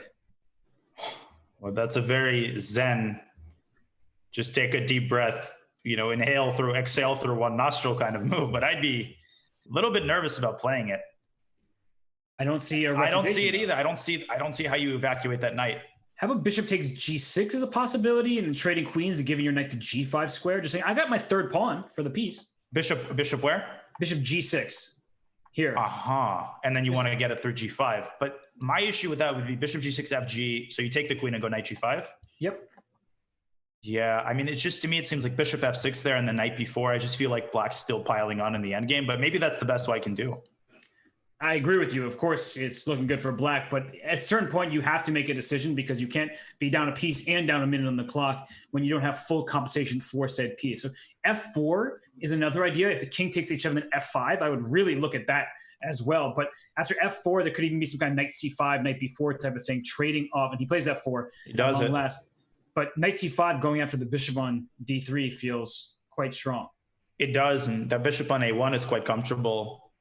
Knight c5 is a very strong move, counter-attacking the bishop on d3. The queen trade is squarely in black's favor here. Maybe bishop takes g6 now is the best that white can do, but then f4 was not a useful move, right? Exactly. It's like you want to put the pawn back on f2 if you're going to go bishop takes g6. Exactly. Maybe bishop a3 here. I was thinking about that, but bishop a3, queen d3. Bishop c5. Oh no, what am I doing? No, that doesn't work. Yeah, that's not enough tempi there. He does it, but queen d3, queen a1 probably he wants, but then queen takes c3 check. Finally pick off the knight. That's just completely winning for black. Yeah, I'm worried about this bishop on b7 as well, because my king has to go to h1. I'm looking at the g2 square and anticipating some kind of checkmate. I think all things considered, perhaps this is the best complicated line that Teddy can come up with, but ultimately it should just be very, very good here for Levy. This was just a very well calculated game by Levy. I mean, he went for the principled line. He didn't shy away from, a move that might have appeared to be dubious at the start. Oh, knight takes c3. Probably still good because he can always support the knight with bishop e4. That's the downside of Teddy's move f4. True. You would love to go f4 to f3 as a move just to take away the e4 square from bishop e4, because white wants to play queen c3, bishop e2, and go for a checkmate. Oh, I drew the wrong diagonal. I'm going to try to draw the right one this time. There it is, the dark squares. But if the bishop's on e4 and the knight stays on d3, you can't configure your bishop and queen in a way that allows you to deliver that kind of checkmate. Yeah, good point. I mean, how many pawns does white have for the piece? Only, well, 2 pawns for the piece is not necessarily that bad. It's as you point out, it's the presence of all these positional weaknesses on top of that really makes white's position so basically untenable. Also, the time situation not doing any favors to Teddy either. No, it's not. But rook d1's a good move, of course, pinning the knight. And if bishop e4, his idea is queen c3 and get a quick bishop b2 while the knight's pinned. But I don't think you have time to accomplish this, but he's going to try. And the only other idea was to play f5 for white instead of rook to d1, but he ends up choosing this line. And bishop b2 now is a threat. I considered briefly queen h4, but white can actually try to get away with rook takes d3 in that position. Although if you take everything on d3 and play queen e1, I mean, that's actually not entirely clear cut. So Levy has, I think, one more accurate move to find here. That line looks very good to my eye for black. It actually also simplifies things a lot. Oh yeah, that's true. Just take e3. I forgot about that. But queen h4, after queen h4, I'll go rook d3, bishop e3. No, I can't throw in g3. Actually, maybe I can. Can you queen d8? And then bishop b2. I'm trying to quickly checkmate you, but you have f6. Yeah, it's actually a very good thought, but this f6 is actually very annoying. And Levy's taking his time here. I was gonna say, I don't think queen h4 is an easy move to play. Knight f4, maybe. Wow. Wait, no, knight f4, I just take your queen. Yeah, but knight e2. Yeah, but then your rook on 8. Oh, your rook on 8 protected. Defended. He went with the wrong order. Teddy went with a different order here. Look at Teddy throwing in bishop b2. Bishop b2 was so savvy there. So he made it. I had the idea. I just put in the right move order, and now he's taking on d3. And this looks like it's Teddy's game all of a sudden. Wow, maybe he had to go knight f4. I was just trying to be fancy, but look at this. Look at this turn of events. Do you play e4, e5? And Teddy does. This is his game to win. He's got to play for a win here. He can't just satisfy himself with the draw. No, he cannot. And if f5, whenever that queen moves, from e6, you would have played e6 yourself. So instead, Levy takes, but that bishop on e5 is worth with 1 second on the clock as well. Once again, h4 now, h5. Oh my gosh, king g2. No, don't let queen f2. Okay, you're king h3 and h5 coming in. This is going to be very hard to defend. Queen d7, it's mate. It's mate. Oh my gosh. Oh my gosh. Checkmate. Oh my gosh. H5 still mating. Oh, but queen e2, very good move. Oh my gosh. Queen f5. Oh. Take on g6 and play queen d7. King h6, king g8, no mate f5, queen h5. Oh, queen trade, but this is still good for white, right? It is. Look at those pawns. And c7 is now hanging, so he protects it. And now, how do you make this work? He's moving his queenside pawns, which somehow you needed to get g5 working. This is no longer clear cut. No, it's not at all. Levy's got to gain some time, though. f5. Oh, that was a good move. Bishop e5 now. Driving a wedge in with g5. And here comes g5, g6. Wow, f6. Just go f6. Yeah, there's very important. Don't trade those pawns off because then the rook can be given up. And now the rook cannot be given up. You get f7 check. You have to take it. You have the 1 pawn remaining. And holy cow, that game was absolutely insane. And honestly, that was a flip of the script from what we'd seen earlier in the match, where it looked like Teddy had some good positions and Levy fought, he clawed back. This time, Teddy had a lost position, and somehow the tactics went in his favor. And all of a sudden, it's frustration for Levy Rozman. And we get back to this triangle structure here in the semi-Slav. I'm not used to seeing this from Teddy. He's going for it. And Danya, now that Levy's only up 1 point, this may be and probably will be the last game in the 5-minute portion. I mean, who does the momentum favor at this point? I think it favors Teddy, and we saw him shake his head after the game. It reminds me of those Warrior games I watched. Steph Curry misses 4 3-pointers in a row, then he hits a half-court shot, and he walks away shaking his head. That's a head shake of not of disappointment in the immediacy, but he's kind of saying, I finally woken up. It's taken me almost an hour, but here I finally come. And he's still down a point. Now for Levy, very important to realize the greater picture. She's still up a point. If somebody approached him before the match and said, you're going to be up 3.5, 2.5, you know what? He probably would have taken that, and he has the white pieces to boot. So, Levy, of course, always very calm, always very composed. And I think that's going to come in handy in this game.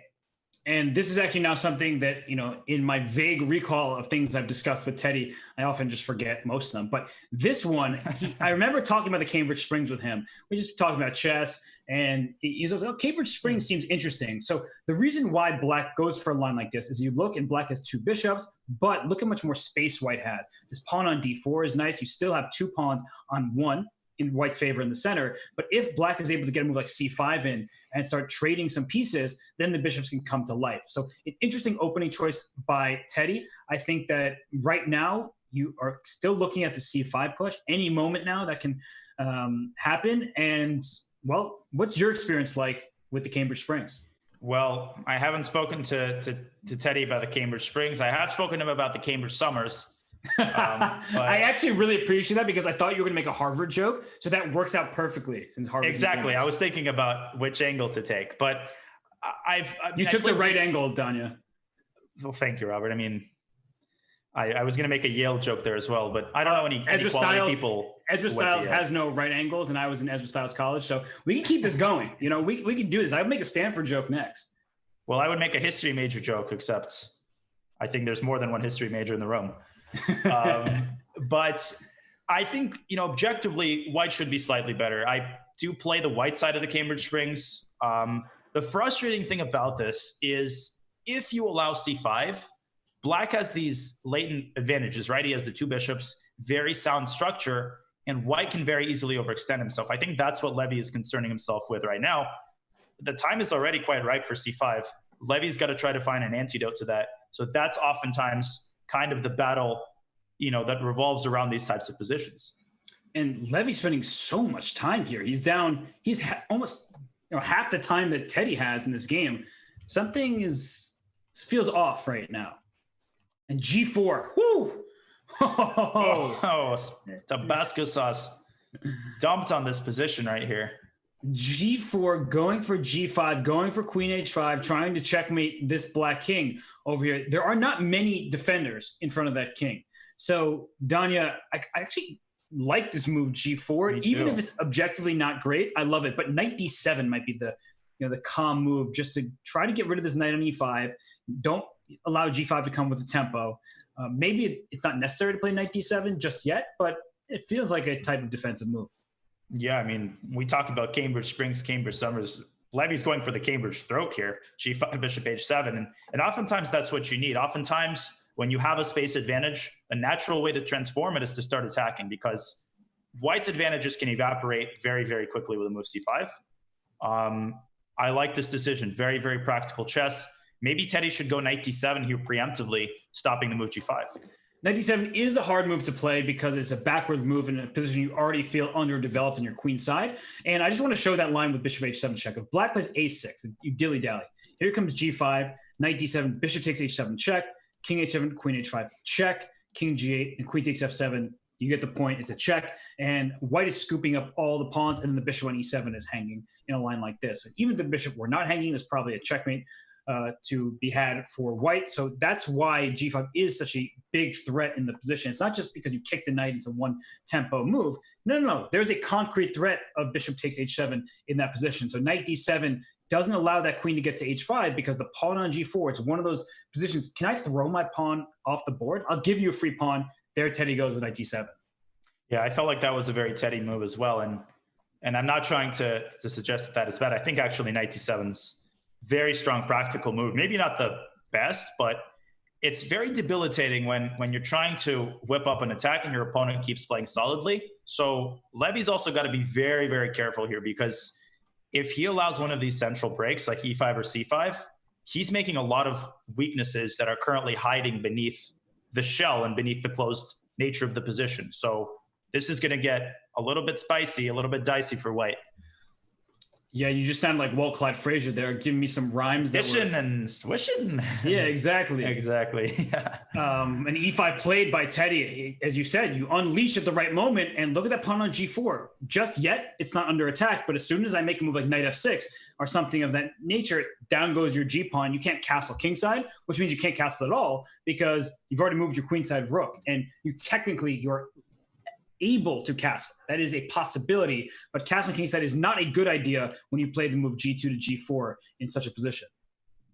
Teddy duping and swooping and dishing and swishing. No. All the way at 3-5. There's only one Clyde Frazier. You don't get to go Walt Clyde Frazier on me when we're Chesson and Hessen right now. And then I'll go Mike Green. Okay, do whatever you do. Bang! Bang! E5 puts it in. E5. LeBron Coleman right between the eyes. That's Kevin Harlan. I don't know what I'm even doing. Yeah, I appreciate it. As long as you don't go Reggie Miller on me, we're good. No, not a chance. No Reggie Miller. So taking on D4. As long as you don't go Marv Albert on me, don't go Yesin around me. Okay, I'll try to avoid it. Now, knight f8, opening the bishop on c8, then bishop d6. Bishop d6, you have to watch out for... and Hessen. That's a good one. I'm sorry. I love how you're such a... You get that late reaction to... I was throwing flames at your flames. So watch out for some kind of knight b5, if bishop d6. And it doesn't work right now because I can go queen a5 check.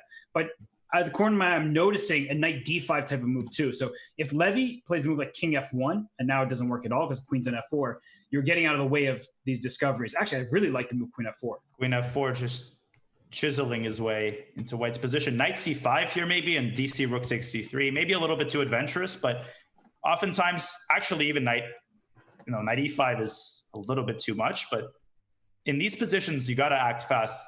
All of these holes in white's position, but now king f1, but then a bishop might appear on h3. Now knight c5. That bishop is for sure appearing on h3. But knight c5, I just take it, right?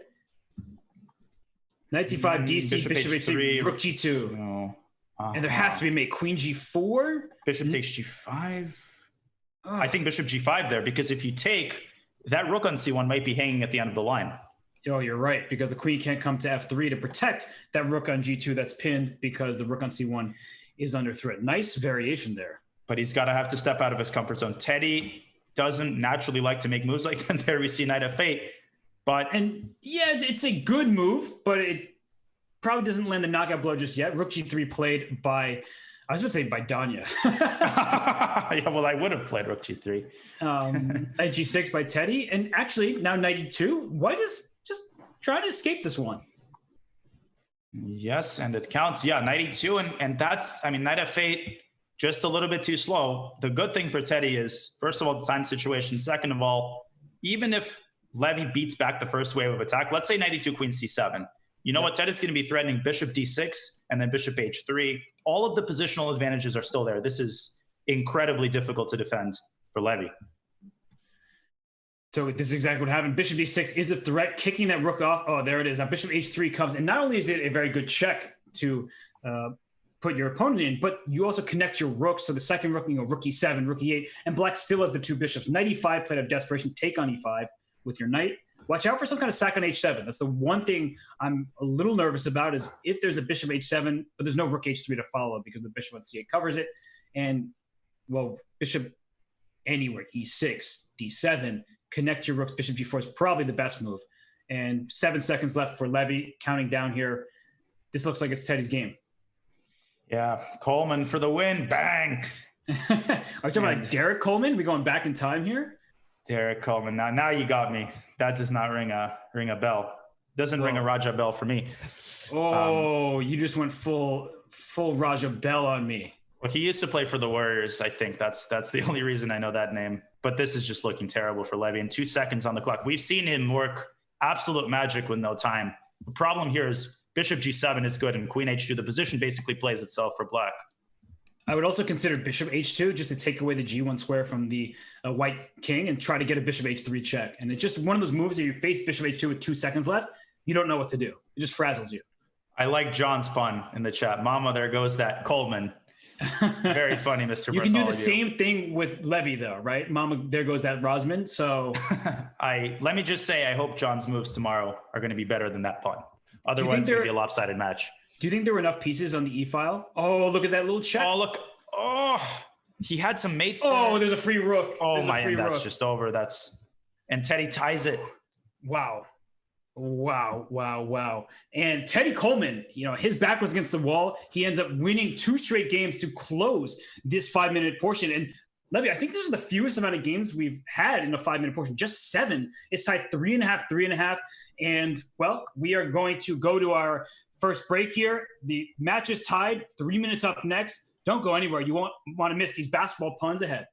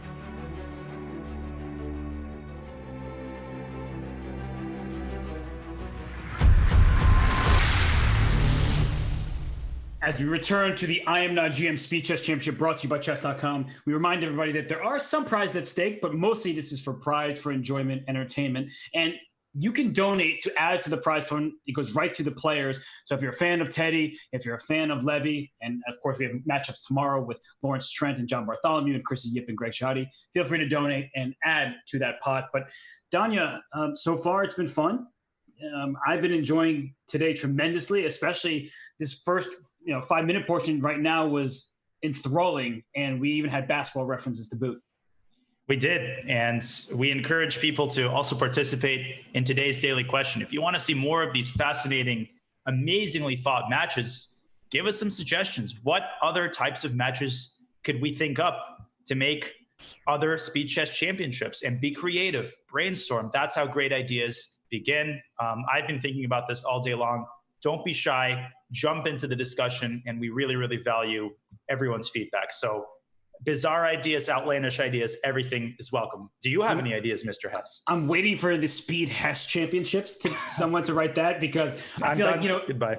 the name puns are nonstop. People are always like, hey, Robert, did you know if your first name started with a C, that your name would be Chess? And I'm like, no, nobody's ever said it to me before. Tell me more. That's actually really interesting. I've never heard that one.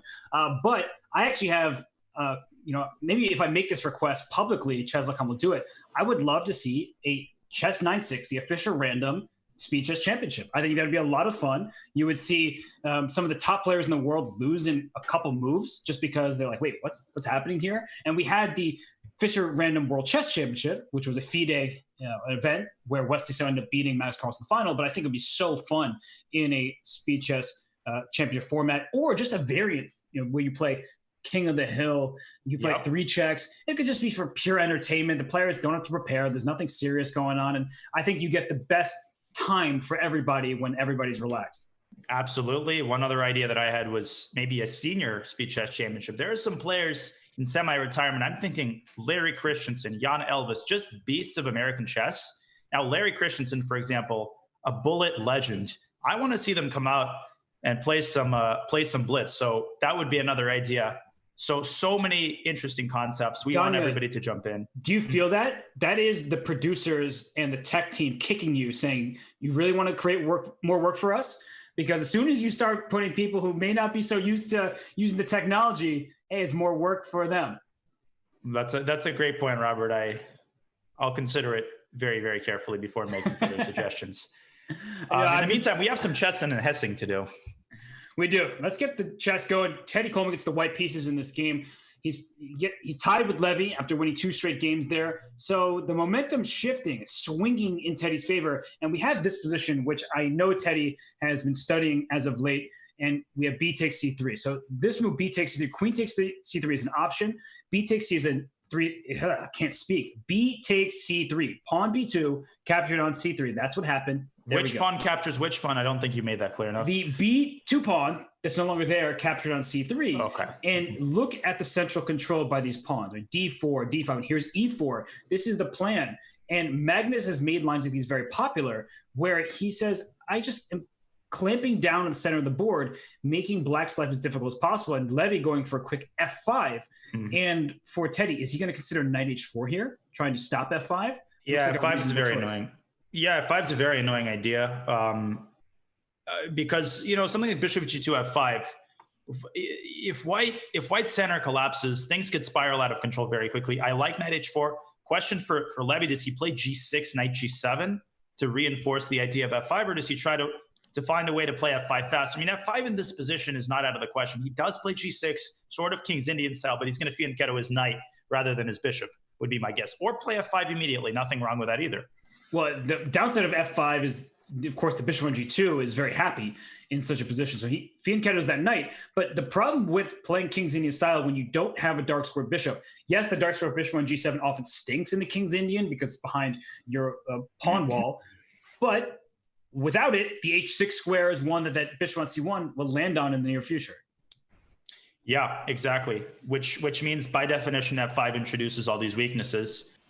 And Levy, he delays F5, which I think is kind of wise. He's insinuating bishop H3 Teddy doesn't mind, though. If Teddy drives a pawn to f5, that could be huge trouble for black. So bishop h3 here is a no-go for sure. I like f5. This was the last opportunity. I do like Teddy's position here because if he opens up the center, you know, those bishops should make their presence felt. That semi-open b file, he puts a rook on b1. He's starting to add some heat to this position. Levy's got to be very precise here, I think. Rook b1, just hitting that pawn on b7. b6 cannot be played. So actually that rook b1 move is quite annoying because you keep that queen stuck to the pawn. Rook b8, well, now you have a passive rook compared to your opponent's more active rook on b1. And we see a pre-move of bishop takes e4. It seems like Teddy's getting a little better at the bullet, huh, Danya? Weird flex, but okay. Yeah, he is. No, of course, it's very wise to pre-move as much as you can. The safe pre-moves should always be made because you might be like, what does it matter? But it always does matter when it comes down to 3 minutes and below. Every half second matters in terms of having that accumulated time at the end of the game or when the game gets very tense. But now some problems to solve for Teddy. Does he play bishop b3 here, just developing? I certainly wouldn't advise taking on e5 just yet. And maybe just a developing move. What are your thoughts about this position, Robert? Well, taking on e5 allows the knight to jump into e5, but it does allow your bishop to get active over there on the king side. Maybe even bishop g5 at some point, trying to get to the f6 square. But queen a4, taking your advice of not clarifying the center just yet. I always think of knight f3 to g5. Just rerouting this knight. It's done its job on h4. Let me go to g5. Oh, okay. Bishop d7. I just worry about this d5 square now. Yeah. Because if this knight can go to g5, then there's going to be trouble. So bishop d7, is there any good discovery for black? Like, is there a threat is my question. Yeah, I'm not seeing anything super convincing. I mean, Teddy, again, goes for sort of the safe option. I'm not sure that there was very much in the way of a threat. Now Levy jumps in with knight f5. Knight f3 here, I think. Again, Robert, that g5 square, I'm not sure I like that. That knight would have allowed white to chisel his way into black's king side. Now he doesn't have one of those tools. I'd really like that bishop on f5 as well. I'm thinking also about bishop c6 and pawn takes e5 stuff. So he doesn't do it, but if we just look at that line for a second, if he played bishop c6, bc6, maybe traded the rooks, taking on e5, and just say, hey, I'm ruining your pawn structure. Your king on g7 is in a vulnerable spot. It's a mutual vulnerability on the fianchettoed king sides because you don't have that fianchettoed bishop. But instead, Teddy's saying, I'm keeping my two bishops. I think that's actually way smarter just to maintain the pressure. The knight on c6 has nowhere to go. The a7 pawn will fall if you move that knight away. So there's f takes e5 threats. There's pawn to d4 at the right moment when you're not pinned. So he's keeping his options open here. Yep. A lot queen of places. g2. I'm thinking about that queen g3 square. It doesn't work because my rook on f1's hanging. Yeah, there was the Hessen part, but not the Chesson part there. Exactly. I was just going for tricks. Hey, they say tricks are for kids, but I want to be a kid sometimes too. Me too. Maybe f takes c5 though, and bishop d4. I don't know about that. It's a double-sided sword. He does go f takes c5. Now d takes c5 would create all of these new weaknesses, including that pawn. Now bishop a7 first. No, there's bishop d3. That doesn't work. Queen d2 also is a move to consider with bishop h6 check. Yeah, those squares around black's king. But bishop d4 by Teddy, c6. Now you can just drop the bishop back to g2. Obviously, you cannot take on d3 because of that pin. Maybe king g8, just resolving those problems once and for all should be considered, and he does. So rook b to d1 is not a move you're happy to play, but just a move to try to protect that square there. It's played. And both sides in 34-second territory. I like the way Levy has fended off Teddy because we both liked his position. It's felt like, I don't want to speak for you, Danya, but out of the opening. Can I take on a7? Is that out of the question?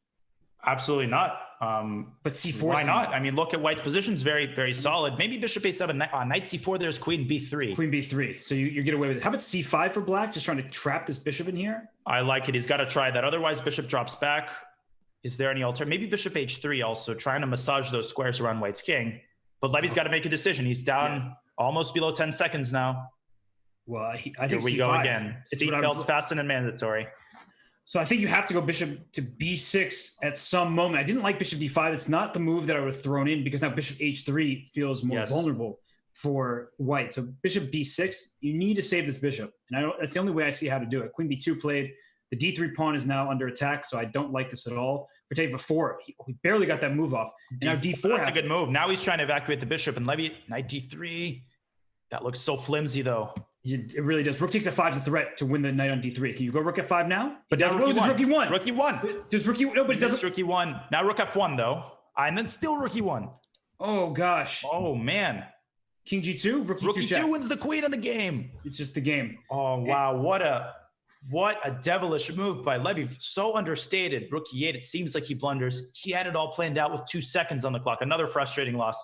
We're going to pull up the analysis board really quickly as this game gets underway, and we have a bishop's opening, and Teddy goes after that bishop. But on the analysis board, check what happened here. We were talking about this knight on d3. Rook e8 was played. Rook takes e5 doesn't work, and if rook takes e5 doesn't work, the threat of rook e2 is so powerful for black. It did feel like things were starting to go white's way after the bishop got trapped on a7, but he was fighting its way out. Unfortunately for Teddy, rook takes e5 was a tempting thing that I suggested as well, but it fell to the quick checkmate, and you lose all your pieces. So now we have this game here, which was my childhood opening. Levy's playing this from the white side, and I have to admit I don't like it after Josh Friedel schooled me from the black side of this. And honestly, it might have been Dean Ippolito at some point too, if I'm remembering correctly. Giving up the bishop pair may not look like a problem when the position is so close. The c4 and e4 pawns are clamping down in the center, saying, hey, you're not breaking through here, buddy. But as time goes on and the board opens up, if you castle and play for f5, for instance, then those bishops are very happy pieces. Exactly. I've experimented with this in Blitz, but this idea of preparing d5 constantly hangs over white. So it's, you know, Levy in the previous game did a very good job of reaching a position that's just not Teddy's cup of tea. And that's really paying off. And speaking of cups of teas, I will get my cup of tea and put you behind the wheel for about 10 seconds. I know everybody will miss me dearly, but I shall be back. Yeah, just leave already. So now it's just me. And a5 played by Teddy. It's just to try to fight for some space on the queen side. The d6 pawn, queen c7, you step out of the pin. If you do not play queen to c7, here comes c5. And then I'm trying to get after this pin pawn. So queen c7 played. And it's not easy to put more pressure on this pawn. You play queen d3, I always have rook to d8. Knight g3, g6 is a good move. Stopping this knight from any forward progress. We say this so frequently. A pawn 3 squares away from a knight often dominates that knight. Mm-hmm. The knight on g3, I hear that you're back, Danya, so of course feel free to further emphasize. Ooh! Party is over, or has it just begun? Bishop d6, but that's a double-sided sword. Queen f6 castles, maybe? Yeah, queen f6, either castle or just move your rook somewhere, like rook to f8, and then play for bishop b4, and this knight is a little loose, but now something feels like it should be good for white, but you need to make a couple precise moves. Something is rotten in the state of Denmark. Yeah, rook g8. This distinct smell of tactics is in the air. The problem is I just don't quite see it. Maybe everything is protected for black. Now, castles, I think, would actually be a big mistake due to knight f5. That's what I was smelling there. And gf, and rook g1 comes and mates your king so quickly. So rook g8 actually quite important. And, oftentimes the king is safer in the center than if you had committed it to one flank. And there we have it. Teddy, very careful in these positions. So that's the strength of his. He doesn't beat himself when he's got a lot of time on the clock. Rook g8 was actually a very good move because it stops the queen from coming to g7, where it could potentially take on h6. And he doesn't need to castle. He might, if you take on d8, take with the king and run the king to c8 and castle by hand. But watch out for h5, striking on the king side. White has sort of overextended on that side of the board. So h5, and with a rook on g8, trying to open that g file, it can become quite dangerous for white. So the extra pawn, look at it, it's a pawn on c4. Not really doing all that much just yet, but I like this move, queen e3, trying to go queen a7, or if you give me it, the pawn on h6. Yeah, I like queen e3 as well. I think it's wise. It stabilizes the situation. h5, though, by Teddy, I like what he's doing here. He's making that adjustment, seizing the tactical opportunity, rather than playing it safe in certain positions. So that's a positive. Maybe f3, but then that weakens that g1, a7 diagonal. And b6. I mean, b6, f3, exactly. b6. Give me that bishop to c5. I've been begging for an active diagonal, and I will take it right away. Yep, and that bishop on c5, it's like a Manhattan parking spot. Once you buy it, it's yours. I don't know much about Manhattan parking spots, but I heard they go for $1 million. He took on h5, but I think he did that too quickly. After gh5, could he play bishop takes h3 there? And just I feel like he could, yeah. And then rook d1 check, simply king c8. But then queen a7 idea, it starts to look a little hairy. I mean, h6, you can keep that pawn going as a decoy. So perhaps he was just saying, I'll take back and look at that white king. Oh, I didn't even see bishop g5, but in comes bishop f4. The downside of taking on h5 for white is abundantly clear once that bishop lands on f4. And Teddy, it's hard to get a read on what he's thinking. He's doing all sorts of facial acrobatics, but After king c8, I mean, if queen a7, see, the thing that benefits black here is queen a8 check can always be met with queen b8. And the party keeps going in the endgame for black. Those bishops just slicing through white's position. It's very hard to evade all of the pins without giving up material. Teddy chooses king e8, which is interesting, I suppose. But what about queen a7 now? How exactly does black deal with all of that? Still bishop f4? Yeah, bishop's coming to f4 no matter what. And the problem for white is queen a7, bishop f4, knight c3 to e2. It looks like you're getting rid of this piece, but first of all, if you capture, I'll take with the e pawn and attack your king some more. But h4, knight f4, h6, g3 is intermezzo, right? I have check to your king, and then I take back on f4 and end up a piece. Yep, and Levy going for the stabilizing queen f3, attacking h5. This is the kind of position which could really backfire for Teddy if he doesn't act decisively. I like this move, bishop f4, not allowing the knight to get to h5. But maybe Levy can just snap that pawn on h5, which he does. Oh my gosh, I would have played queen I would have played queen e7, queen to f6, througten rook h8, and just go after the h3 pawn. Well, not everybody can be 8 seconds, 7 seconds.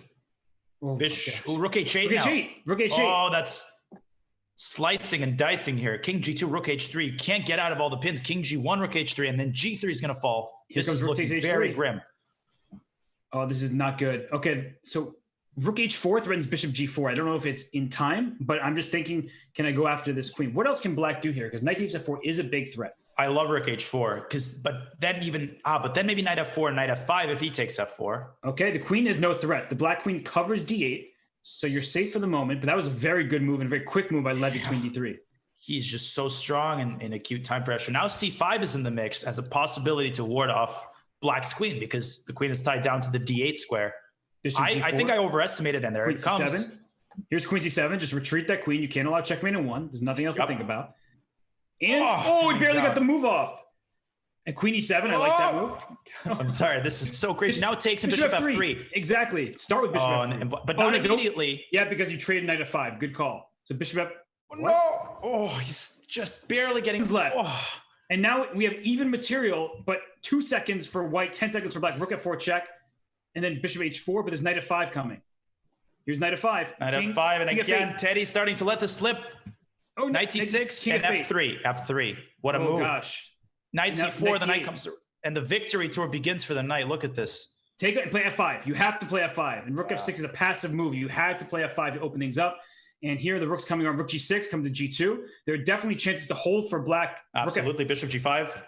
Okay, bishop e1 protecting a5. Oh, take out c2. That's a free pawn. You got to see for this one, though. That's not bad. Now f5. Rook c3. Okay, he's going for this one. Rook e3. Or f5 seconds. And e4. 4 seconds. 3-2. Oh my! Oh, he won a time. Teddy Coleman wins a game in time pressure. The world has stopped. What has happened? Teddy wins a time scramble. Somebody, I don't know what just happened. How? Why? What? Danya. The world is upside down. How did that happen? That is Teddy's first victory in a time scramble I think I've ever seen.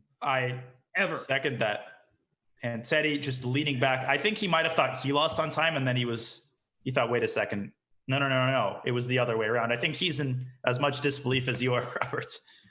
Oh my gosh, what a crazy game that was, where Teddy seemed like he was in the driver's seat. Credit to Levy. I mean, that was amazing defense in what turned out to be a tough position for him. And the opening, I don't think is one that we will necessarily see Levy repeat. It just didn't really look good for him, even though he won a pawn. And even after winning the pawn, his position still looked kind of rough. So, I mean, credit to Levy for fighting that one out. And somehow Teddy Coleman won a time scramble. You take the reins here, Danya. I'm shocked. No, I am as well. I mean, but again, hats off to Levy. Those were some Cirque du Soleil worthy acrobatics with his pieces, and with 2 seconds on the clock getting mated, he finds a way out. You know, the frustration is palpable, but I mean, there have been so many, you've mentioned in the 5-minute portion, Robert, those were the least number of games we've seen, but that is because we're seeing time scramble after time scramble. So much stress, so much on the line. Wait, what about queen a4 knight a5 there? Queen a4 check was looking... Maybe queen d4 at the end. Pretty good. Teddy is making the adjustments. He didn't beat himself in that game. He kept playing and playing. He made a lot of mistakes, but he got rewarded in the end. But this is not looking good. Bishop e4, he's giving up a pawn. Speaking of mistakes, somehow he just lost a pawn in this opening. He did. And Levy very bad for white.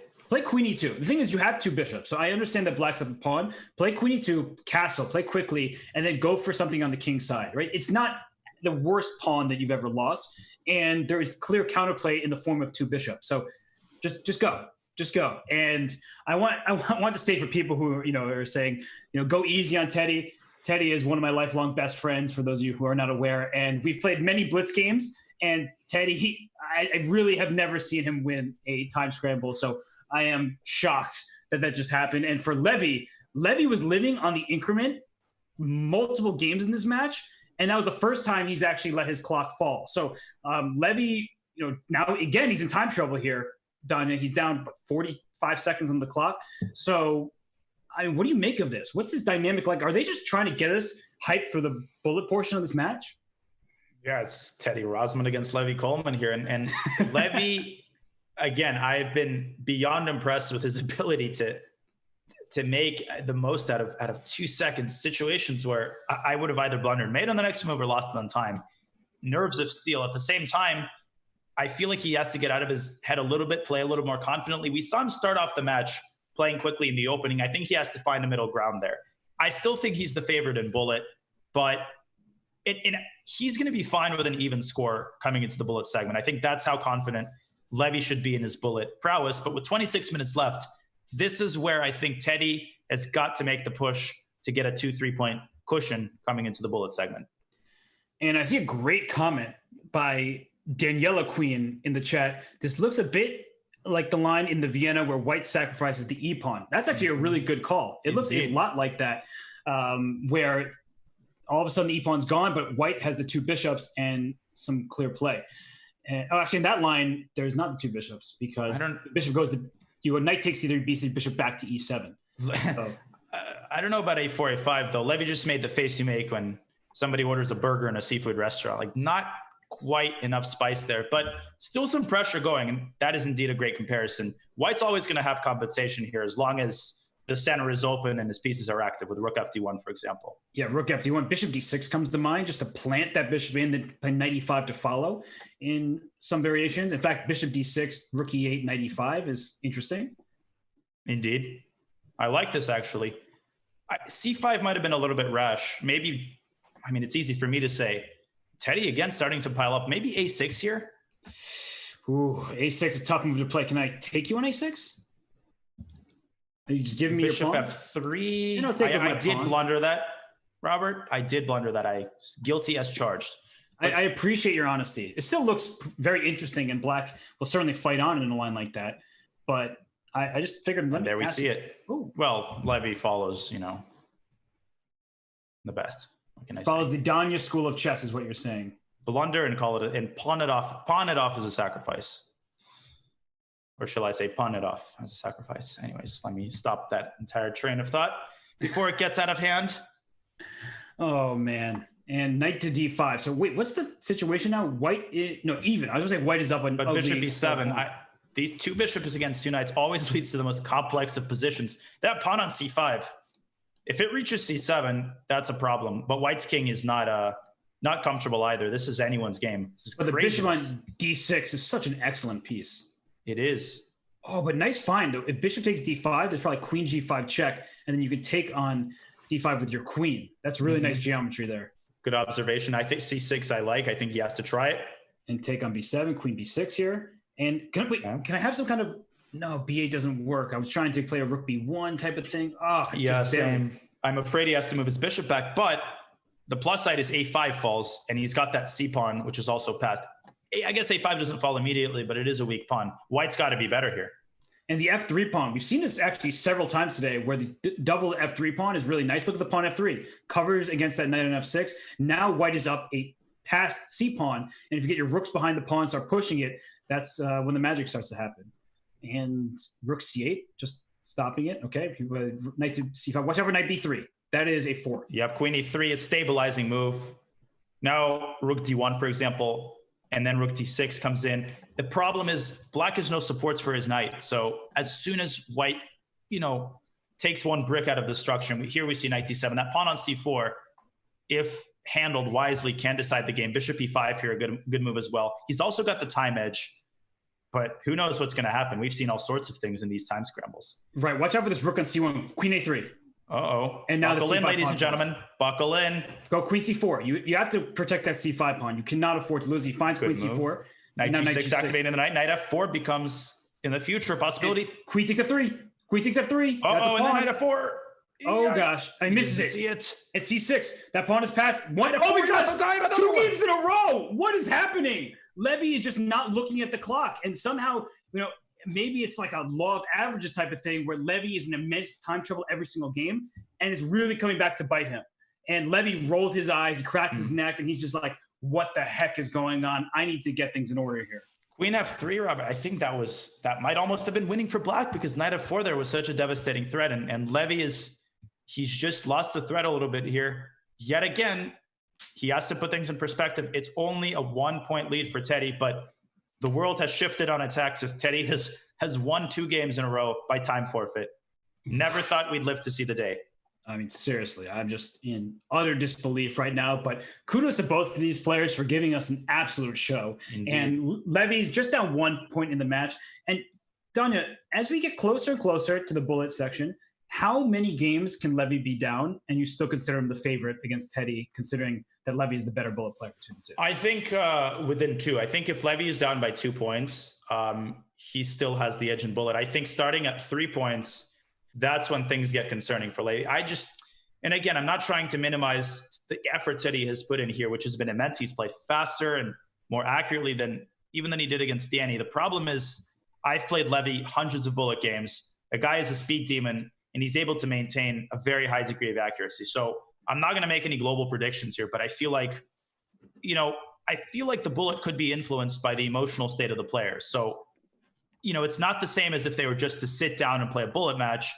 The result of the previous segments always influences the dynamic of the bullet section. So that's going to complicate matters for Levy if he does find himself in a situation where he needs to mount a comeback. Indeed. And I just want to give a shout out to the Chess TV chat. I see all of you there. And that's Katarina. I see you, Kachka. You guys are so much fun to listen to. Kachka, you're so much fun to listen to. I got to message you and talk to you. She's fantastic. Has been a player on the U.S. women's team and is just a great person. And shout out to everybody who's tuning in here. We have many thousands of you. I haven't done math in a while, so I don't want to add up the numbers across the platforms, but we're in for what will be a wild finish, because if the start is any indication, pieces will be flying, people will be losing on time, and I'm just not going to know what to do with myself. I mean, yeah, this is incredible. It's late evening here in the East Coast, so we do appreciate so many of you along with us, along for the ride in it. And it's been a roller coaster in the morning and now a roller coaster in the evening. I liked Queen H5 there. This is a Jabava London that has gone quite wrong for Teddy. I feel like he's played a little too conservatively. I like Levy's chances here. He's got big pressure coming on the king side. And H5, I'm not sure. Where's that pressure coming from? Because your pawn E5 is always one that needs an eye kept on it. And knight C5, if you want to take off this bishop on D3, is a plan. I am worried that you are going to get squished on the king side if you're Black. And a move like F6 at the right moment might need to be played just to challenge White's very impressive structure on that side of the board. And F6, actually, generally speaking, is a pretty useful move if you can make it work. And now Rook H3, the cannons come out. Very classical rook lift to G3. The time situation this time definitely favoring Levy. Teddy's got to make something happen, either in the center with C5 or with a move like F6. He just cannot tread water for much longer because his king is in grave danger. Yes, and F6 is funny. Moving pawns in front of your king is often a no-no when you're under attack, but at the higher levels, it's often used as a defensive measure. Gaining some activity for your pieces on the same side of the board where you're under attack is a useful strategy. King H8 played, just getting out the way for now. It doesn't really seem to me, what's the plan there? If Rook G3, is there some kind of Queen H4? Is he waiting, enticing his opponent to move that rook away?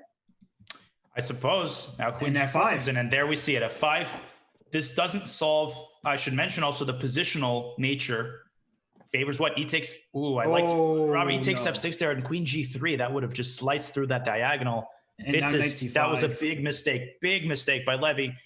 Teddy's got to be breathing a sigh of relief here. Am I missing something? You're not missing anything. And the whole plan is Bishop G5, Bishop F6. Bishop F6 and Queen G6 ideas, but as long as that queen keeps an eye, I don't know, maybe Knight E2, Knight F4? but I can get my knight to e8. So if you go bishop f6 check, I'll go king g8 and then go knight e8. So knight e2 to f4 makes a lot of sense here. And the big problem for Teddy is this bishop on b7. If he can somehow activate that piece, then he has better chances. But for now, he's just sitting behind his pawns. a5 here. Okay, there's counterplay. That's the counterplay you need down the a file. That second front has been opened, and we talked about this before. Sometimes you get so infatuated with your play on one flank, the other flank becomes abandoned, and that's exactly what Teddy exploiting here. Now, maybe after a level-headed move like rook c1, White still got the advantage. I don't think there's any doubt about that.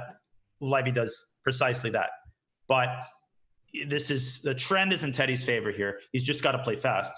The problem he's facing is he wants to move his knight out of the way and swing his f8 rook to the a file, double in the a file and get counterplay. But as soon as you move that knight away from e8, you're worried about bishop f6 check. So right now, Teddy's in a tough spot here. How do you actually continue mounting pressure? No, this is bad. Bishop c8, queen a7.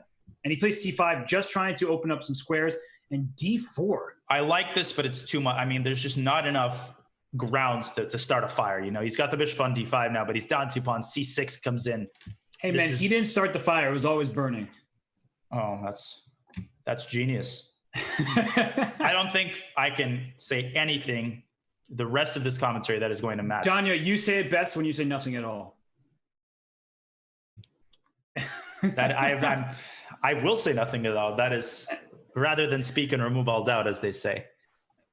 And here comes the rook to a3, hitting the d3 pawn. Do you need to protect that pawn? He just takes on b4, rook takes d3. Is the next move rook c3, trying taking on c5? Rook b c6, rook b7 there would have been good as well. Yeah, that actually looked really strong, your c6 move, because now if I can get this compliment me? I did indeed. I always knew that, you know, at the end of the day, you're on my side. I am. That rook on h3 is awkward. So... oh, and now a pin. Queen b7. What a way to save that, actually. Knight takes e6. Knight e6 looks good. I mean, even if that knight on f8 is captured, that pawn on e5 is going to shift to e6. I don't know about that. Still completely dominating. Look at I don't know. That rook h4. Okay, that's a good move. Rook h4 is an excellent move. You need the rook in the game. Rook f7. Bring the... No, I don't like king Rook g8. d4 now. Rook d4. Yes, you need rook f7, rook d7. You need to challenge that rook, the white rook d7 immediately. Okay. Because in endgames, the light square domination of the knight will help you survive. So now queen f4, queen takes d4, but so many weaknesses. Queen c3. How are you defending these long-term threats of queen c8? I'm not. I don't know how, and I'm probably not, but I'm going to go king f7. Oh, wow, that was a big decision, and I don't see how you win this position. I was very committal, and oftentimes the blockade supersedes even a big material advantage. King d7. The knight's trapped. But still, how do you... oh, you bring the king to d4. Oh, now it takes. Can you get away with this? Wait a second. Yeah, the king runs no, this is lost. g4, even preparing g4 is winning. Yes. Or this, bringing the king to d4, inducing Zugzwang. Remember, that was great by Levy, understanding the knight was trapped. Yeah, great understanding, and he saw that so quickly. We're just going to go back to that position really quickly. Sorry to interrupt you, Danya. I just want to show that one more time. The understanding, because I was saying that you can't trade queens because the light square blockade. And if that knight could get out, then you would get a blockade. But instead, bishop d8, this knight is completely stuck. The white pawns cover its escape squares, and the bishop does the rest. Really nicely done by Levy in that endgame. And now we have a position where we're tied in the match. Levy gets the black pieces here. Teddy going for his d4 stuff. Danya, the floor is yours. Sorry for being long-winded there. You better be sorry. We have a Carlsbad, and I think every time they've entered something like this, they've deviated. Here we have a pure Carlsbad structure, which we saw several times in the morning. We saw that scintillating game between Alina and Eric, where Eric pulled Akasa Corley.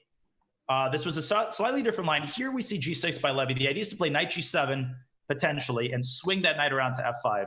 So I always am biased in favor of white here. I feel like that idea of e4 just comes more naturally than black's play. But if black understands these positions, and f5, very committal, but what do you make of that, Robert? Does white play e4 here, just blast things open? Yeah, that move just scares me to look at because I'm looking at g4, I'm looking at e4, and I completely agree with your point, Danya. It's easier to play these positions from the white side because black's plan is really about stopping white from playing in the center with e4 and then maybe playing c5 at the right moment. But white does have more activity. Knight f6, play h3, play calm. And you don't have to play e4 necessarily from the white side of things. But maybe this is, we talk about how in some positions where Levy has gone forward on the king side and then he has sort of paid the price because he's overextended. Maybe Teddy's going to pay the price because g4 is a very committal decision. Castle Yeah, queen side. it is. It Castle is. It queen absolutely is. But I still like it. I feel like, Black's king is really nowhere to run because castling long creates its own set of problems connected with b4, b5. Castling short, its own problems with bishop takes g6, leaving the king in the center. White can play e4. So just that dynamic, and White's king a lot safer than its colleague. Still, I would castle long if I were Black. What do you make of that problem, Robert? Should Levy just castle long? Or should I've never heard opposing kings be called colleagues because aren't they kind of inherently at odds with each other? Should I say vis-a-vis? The king is safer than his vis-a-vis on b8. I don't think like you shouldn't say vis-a-vis, you say izvinitia, and then just apologize and move on. Wow, that is impressive. And that is good pronunciation too. That means I apologize. Which Robert should. I like it when Robert does that. You're really working for the words of affirmation from me that you're not going to get. Of course. Well, in France, they like apology. Too late to apologize. Is MVL said. I just have that song stuck in my head now. It's too late to apologize. Oh gosh. Oh, formidable. Now let me grab some baguette and some Perrier and enjoy this position for White. All right. Whoa, C5. Now that is D5 square. I want to take on G6. I really want to take on G6. Now, okay, that's why he took with the queen on C5, I think, because if knight takes C5, bishop G6 check, H6, queen G6, king D8, I assume, because king F8 looks like it's running into the F file. Then knight takes D5, and all of a sudden your king is being hunted very quickly here. What did I just do? I put a certain song in certain people's head, but shout out to Jennifer Shahade. We have so many great people watching this match. Big honor to commentate to you guys, and just a huge shout out once again to everybody watching this fascinating match. And I have a feeling we're once again going to be down to the wire, but this position is very, very scary for Levy. I mean, things threaten to just collapse after e4, which Teddy has just prepared with his last move. And unlike what I would do for you, I'm going to apologize to Jen Shahade for getting the song stuck in your head. Nobody wants that to happen. Bishop, and I'm going to play bishop takes g6 here. How about G5, knight takes G5, then E4? Does that work? Oh, but your bishop G6 move, that's also just... I begrudgingly have to admit that you've come up with something decent. And so E4 played, D4, E5, Teddy just throwing his pawns forward because now D4 is hanging. That is actually really smart. Because after queen takes E5, knight D4, bishop D4, queen D4, this bishop takes G6 check, and the queen on D4 is lost. Indeed. And this is just the center opens, and all of these holes. And I mean, this is so overwhelming. This is where I remind people of that story I've told too many times on bishop G6 is just resigns, of where I was playing someone who literally took out a camera and photographed the position in the moment when I was lost. Absolutely true story. And that game is in the database too. Did you see Levy's reaction, by the way, when bishop takes G6 happened? He pulled a Lawrence Trent, but instead of cowering in the corner, he was just like, oh my gosh, how could I miss that move? And, he's an international master. You don't miss these kind of moves very often, but he was under pressure from the start. So kudos to Teddy. And Danya, this is a back and forth matchup thus far. We keep talking about in the bullet portion, it should be in Levy's advantage. But so far, it feels like a very evenly matched pair of opponents. Indeed, it does. And Teddy, I think in the last couple of games, he's done a good job of turning the dial when it comes to decisive action when he has the initiative. He's not letting as many opportunities slip as he did at the start. And that's causing this upward momentum for him. At the same time, I'm going to stand by what I said. He's got to try to extend this lead at the very least to 2 points. Otherwise, Levy's still going to be the clear favorite in the bullet. But we never know. It's full of surprises. Mm-hmm. No, I was going to say, I think this is a good opportunity for him because he once again has the black side of this line where he has two bishops and the game is not clear. So sometimes there's, an outpost for a knight, a square your knight needs to get to. And on the flip side here, black's pieces don't exactly know where they belong either, but I would go queen c7, castle queenside, and then try to at some point to make d5 happen. And it's not going to be easy. It's what? Whoa. That is the least Teddy Coleman move I've ever seen. What? What to say? I think we're both speechless here, Robert. G5. I have never in my whole life seen Teddy Coleman make a move like that. That's what San Francisco does to you. I think he's feeling a little cooped up, because quarantining and just staying home, you can't really leave, and trying to make sure that everything everyone stays healthy and safe. And then you play a move like G5, and you're like, yeah, I wouldn't do that under normal circumstances. But it's not actually that bad of a move. It just looks crazy. Whatever that shakshuka had that Teddy ate during the last match, I don't know. Maybe it changed him, but I actually like it. I like it. Give me some of that. I H5. like what he's doing here. H5. And then F3. Okay, so yeah, the problem is that F5 square, that G5 pawn could backfire a little bit. Rook H7, Rook H7, Rook H8, double on the H file. Yeah, he's got a decision to make. I like Rook H7. He can. Levy's not threatening to take on G5. He doesn't have any threats at the moment. It's just the long-term weakness of that square in F5 that Teddy's trying to patch up with H4, stopping knight G3. That actually is quite clever, stopping this knight from getting into F5. But who does the closing of the king side favor? It's hard to judge because White does have that pressure on the D file. Now his hands are untied. He can focus on attacking that weak D6 pawn. And where's this knight going? F6? Excuse me, F8, G6, F4. So something like that. That's where the knight is trying to go. The D6 pawn, maybe not the easiest pawn to put a pile of pressure on, but bishop A3. A timely bishop A3 will not be fun for black to meet because, and bishop A3 now, is he going knight C5? I think he's going knight C5. Okay, but that's a little bit flimsy. It's a little bit flimsy. Maybe it's sturdier than meets the eye initially. I suppose so. It's hard because White is also kind of cramped, right? All of these, and Robert, once again, I never noticed this before today, but you mentioned the pawn 3 squares from the knight. The E5 pawn, the E2 knight, it completely limits. No knight G3, no knight T4. Here, is there anything other than knight C5? I don't think so. Right, because if you move the knight backwards, then the D6 pawn feels like a really big target, and then black will be tied down. At least on knight C5, you can shuffle pieces. Knight B6 going to C8. That makes a lot of sense too. Actually, that might even be better. Yep, very, very solid.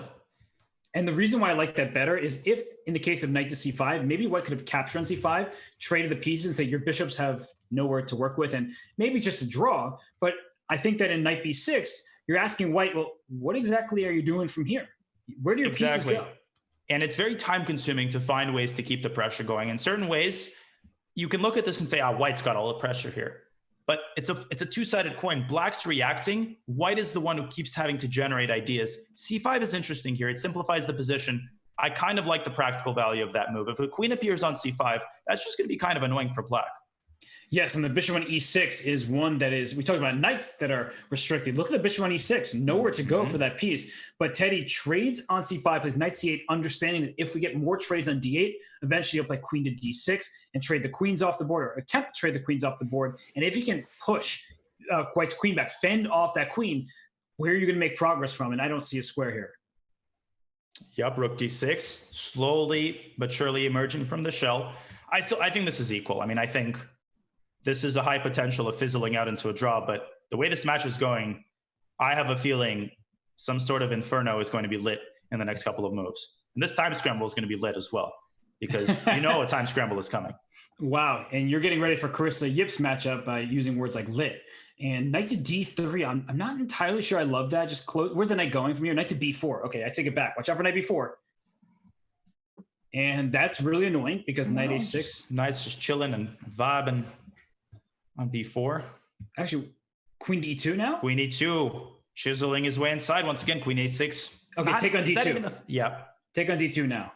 Okay, take twice and then queen play D6. Queen D6. Exactly. Yep, we saw it at the same time. You offer the queen trade and the knight's under attack. Okay, queen A5. trade, hashtag queen trade, fam.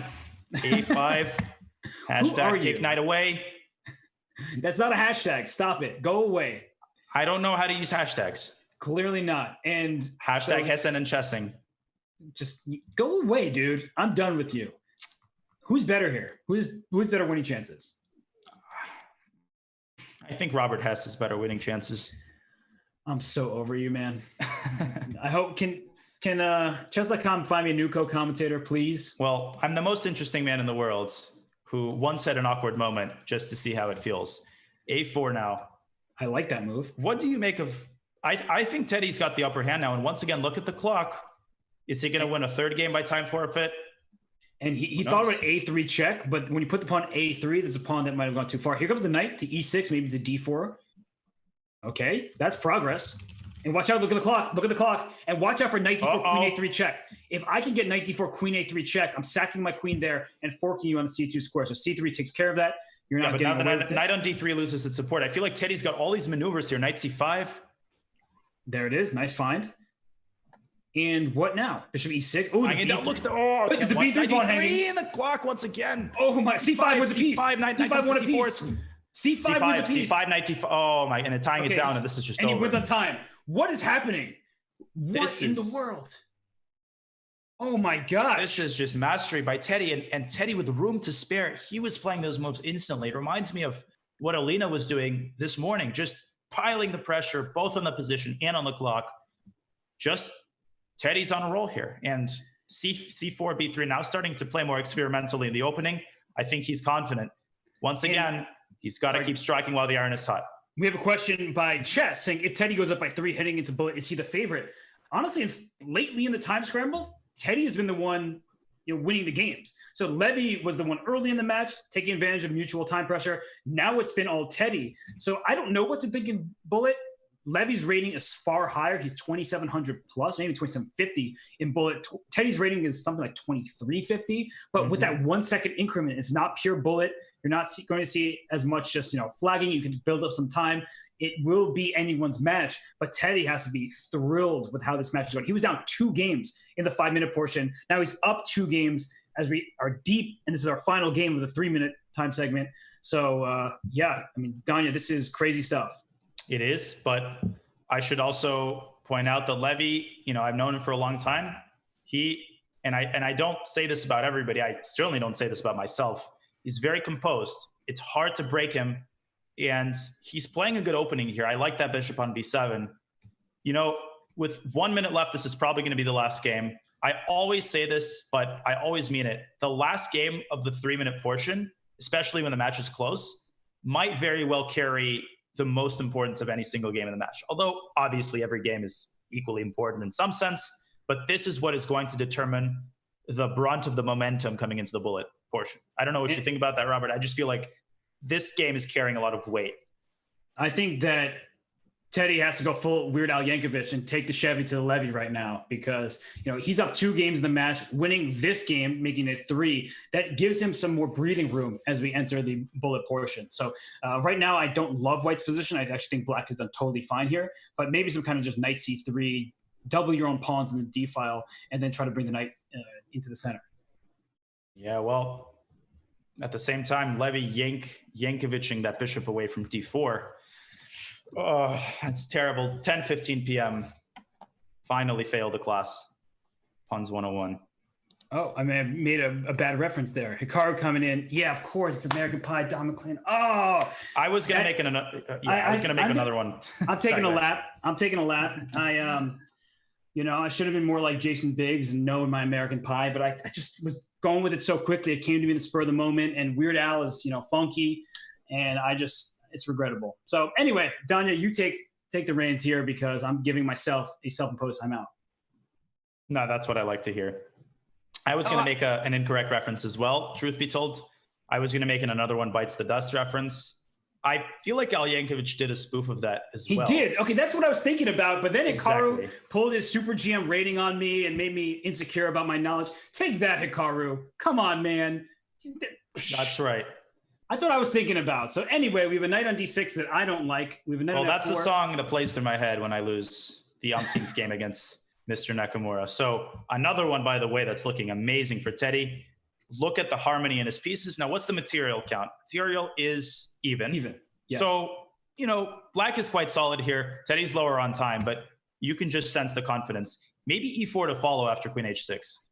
And watch out for queen g3 with a double attack on g7 and d6 and queen e7. Draw second. Here's queen g3. So now knight takes g7 is not really a threat because rook to g8 will follow it up and pin the knight. But you have to think about that queen as being an overloaded piece. g6. Those dark squares. Queen takes g6. Watch out for it.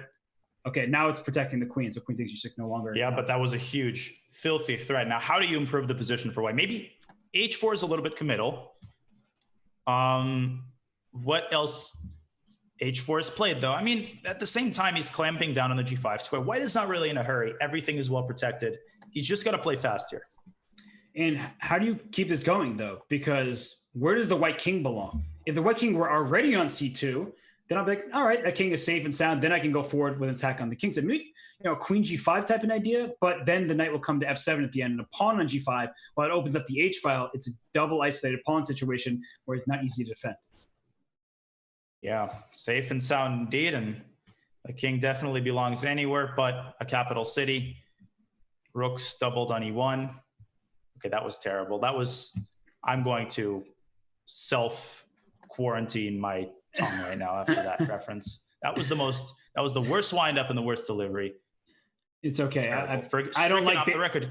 I don't like baseball anyway, so windup and deliveries and not important. 95 coming, that's going to be painful. And knight h6, knight g4. That knight f7, a devilish little move by Levy. Wait. Oh, with that king on f2, what is? What is that move?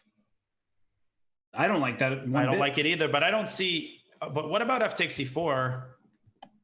There's a trick here. So fe4, de4, knight d6 runs into e5. Because if we start swapping on e5 a bunch of times, at the end of it, there's knight g6 check, and I win your queen. Very nice. Knight e5 chosen by Levy. Keeps the tension. Maybe he's with one eye looking at Teddy's clock. Now knight g4. He takes f5, rook e2, and there's no rook e2 because of queen a1. Uh-oh. Oof. Danger here. Danger for Teddy. Oh, he takes it, but you can take with a knight on e2, I guess? I guess. Oh, and he blunders. He checkmate. There's queen a1. Queen a1.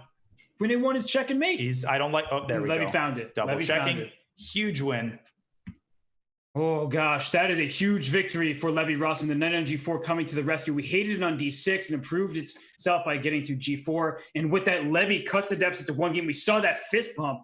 That was a little Clay Thompson type fist bump here. And he's only down 1 point heading into the bullet portion. We will be back in just a few minutes. And when we return, we will see if Levy Rozman can mount the full comeback and defeat Teddy Coleman, or if once again, Teddy Coleman can surprise us all by taking out a worthy IM in a bullet event. Stay tuned, everybody.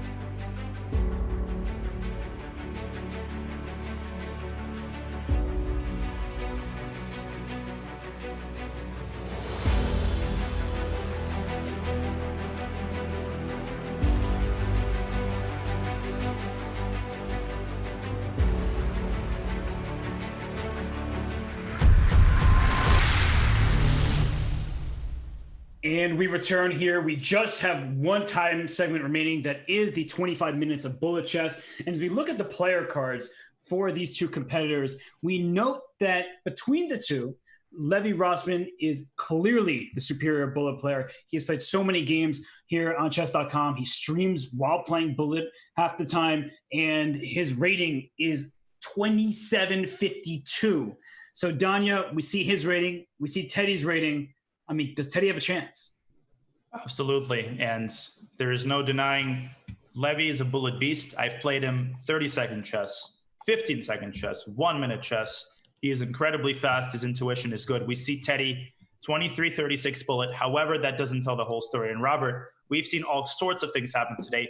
Teddy has been able to raise the speed. He's won many of these time scrambles. He's stepped up his speed game.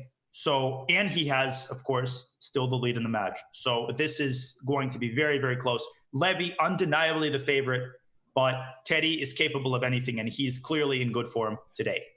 He is, and Levy was the higher-rated Blitz player, and that didn't stop Teddy from taking the 5 and 3 minute portions with a +1 score for Teddy. So anything could happen in the bullet, and anything should happen, because I'm ready for liftoff. We are going to try to cover this as best as possible. If you're new to the channel, if you're new to bullet, it's going to be a lot of fun. It's not going to be as good for coaching and learning things, but we'll do our best. We'll probably be shouting, sorry to everybody. If you're a neighbor of mine, my apologies in advance, but this is really going to be a fun finish. And Danya, I have to say, I'm worried about Teddy's chances. He's only at 1 point. It's a disappointing finish, the 3 minute portion, and we're off. Teddy starts with the black pieces. 25 minutes of madness await, and indeed, lower your headphone volume, ladies and gentlemen, because I can sense that this is going to get interesting. In another Jobava London by Levy, this worked out very well for him in that Blitz game, where he basically ran circles over Teddy on the king side. This time, Teddy decides to take on f4 immediately. I like that decision, quickly striking the center with c5. Yes, a very good decision by Teddy. Knight e2 is moved by c4. Don't trap your own bishop. Very common theme in certain French positions. Instead, we see a capture on d4. Knight comes into c5. Going after this bishop, I tend to like these positions from the black side. We talked about this earlier when we looked at Eric Rosen's matchup with Alina Kashinskaya. And a5, what Alina did in those positions as well, trying to trade off the bishop for the bishop rather than the knight. Oh, the c6 square is juicy, though. Yep, that's a knife. That's a potential knife. Now, with that being said, it's not like the knight on c6 immediately causes danger to black. Teddy can put his own knight on e4. He's got to watch that d file. I'm going to say that immediately. Tactics along the d file here could become a problem with the queen on d6. For example, knight e4 and then knight c6 already threatens queen takes c4. It does. And Levy starts with g3, which that allowed him to take with the queen on c3. I'm not sure the queen wants to be on c3 because you can put a knight on c6, but I'm going to play knight b7, knight to d8. I cannot allow this knight to stay on the c6 square. And here it comes. Here comes knight d8, next move. Don't fall. I thought queen a3 might have been better. Oh, 97 check. 97. Oh, that is a big one by Levy here. And c4, rook d6 might come in. Well, c4, I'm going to take it with, oh, okay. So now knight e4, knight d6 maybe? This is not over yet. I don't like knight b3, rook a3 and b4. Just break through there. And it's still not over because my knight goes to e4 and your f2 pawn is a bit of a problem. Exactly. And you might notice Teddy's actually playing much faster than Levy, but a very good point raised by Charlotte Chess Center in the chat, my good friend FM Peter Giannatos, that 1 + 1 is a completely different animal from 1 + 0. You can afford to get very low on the clock here, as we've seen Levy do time and time again in this match.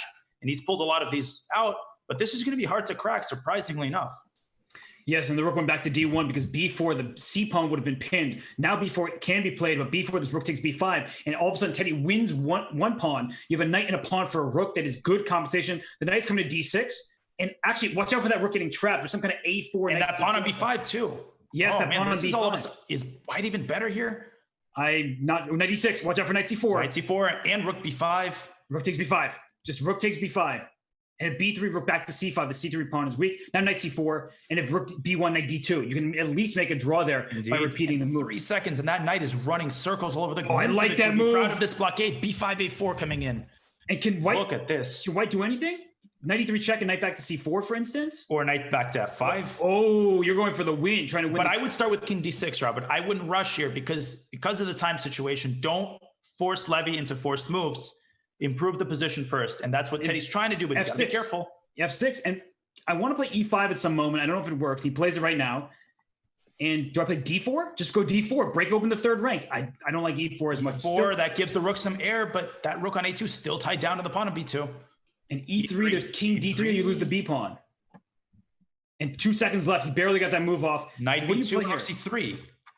Yeah, knight b2. And then rook back to b3. Those double connected passers going to be a force to be reckoned with. I don't see anything better than that. Teddy's desperately searching, but he's got to watch his own clock. And king d5, he's afraid to make a decision here. He doesn't want to do anything committal. And where's this king going? Now knight to b2. Where is the king going? Back to c5. He seems a little bit aimless here. He is, and he needs to realize that he needs to play for a win here. King f5, and here comes king g4. And he runs to g4. Now those pawns collapse. This is... don't take on h4. Don't take it. Rook a1. Rook a1. Yeah, rook a1 will beat you. No, 95. 95 is the 4. Oh, you're right. There's 95, but he goes back to f4. He backpedals knight b2 is good pawn too. On b2. 3. Take the dang pawn. Oh, man. He's now knight... Oh. He's got now again. What is going on? Frustrating. Here? And this is going to be a repetition. This is going to be a repetition. No. Oh my God. He goes for it. Levy plays for a win here. Rook takes b2 and king h3. He can hide behind that pawn. Rook takes either check. And then rook g. Okay. Oh, look at the clock. Nice. Oh my gosh. Oh, he barely got the move off. It's showing zeros on my screen and he didn't get it off. He didn't get it off. And there's Teddy showing his discomfort with time scrambles. So we saw him win a couple games in the 3-minute portion, but Teddy was so up on the clock. And those are the heartbreakers you cannot afford, especially against someone as talented as Levy Rozman and Bullet. But credit to Teddy Coleman because he blundered an exchange. And then after that, he outplayed Levy pretty smoothly. So it's a back and forth affair. And Levy showing nerves of steel at this moment here. Can he keep it up, though? Poggers indeed. And that was just, and we see Teddy just taking the glasses off, leaning back in his chair. Such a disappointment. But with Bullet, you get an immediate chance to come back. The way he was playing, the speed at the start, all of that was good. He's got to keep that.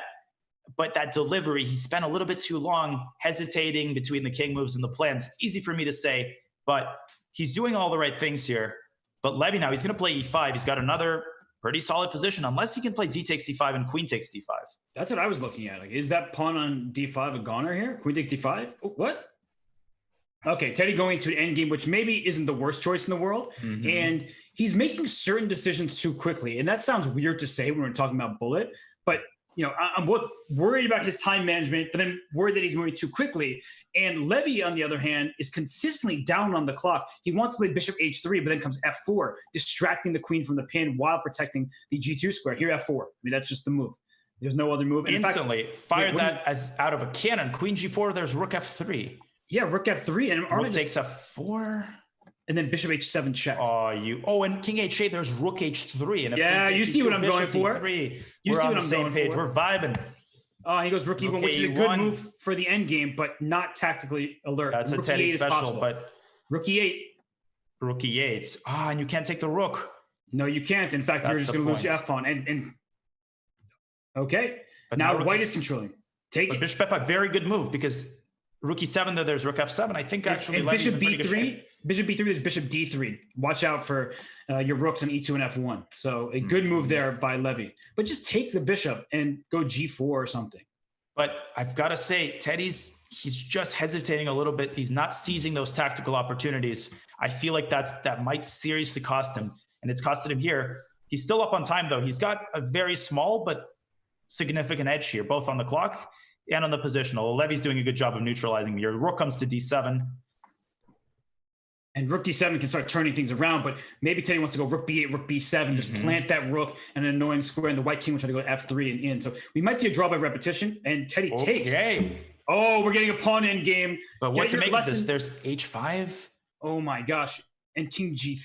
f5, yeah, g5. You create an outside pass pawn. So if you go king g3, and then you end up taking on g4 with the king, I go to f5. But what about f5 there, though? f5 immediately. f5 now. Here it is. And g8 and king f4. This is no. G8, but d4. No. Yeah, d4. Wow, what an idea. I'm sorry. To find that. So is black the one who is better here? It's got to be black. Black's got more extra moves here. And black is winning. King f5 and king g4. Can I get my king? No, I can't get my king back around in time. If there was only one pawn on the queen side, maybe you could talk about making a draw with two pawns. That squarely favors black. Yes, because you can. So king f2. How's that king getting out? h4. Well, you're going to b3. That's a very good move. Just using that one king f3. King f3. King back. King f2. How do we count this? d5. Oh, and that's Zugzwang. Nice. He saved a move. That was really smart. G3, and king runs over to the other flank. Classical way of victory. And Teddy needs to resign right now. And he needs to, he's going to struggle in this bullet portion. We all know that. But he needs to save that time. The match clock says just under 17 minutes, plenty of time left. But, you have to score, right? Now, all of a sudden, Levy's up a point. But it's been a topsy-turvy set of affairs here in this bullet. Levy goes back to his little London type of thing with retreating the bishop to G3. And I like this position for black. I do as well.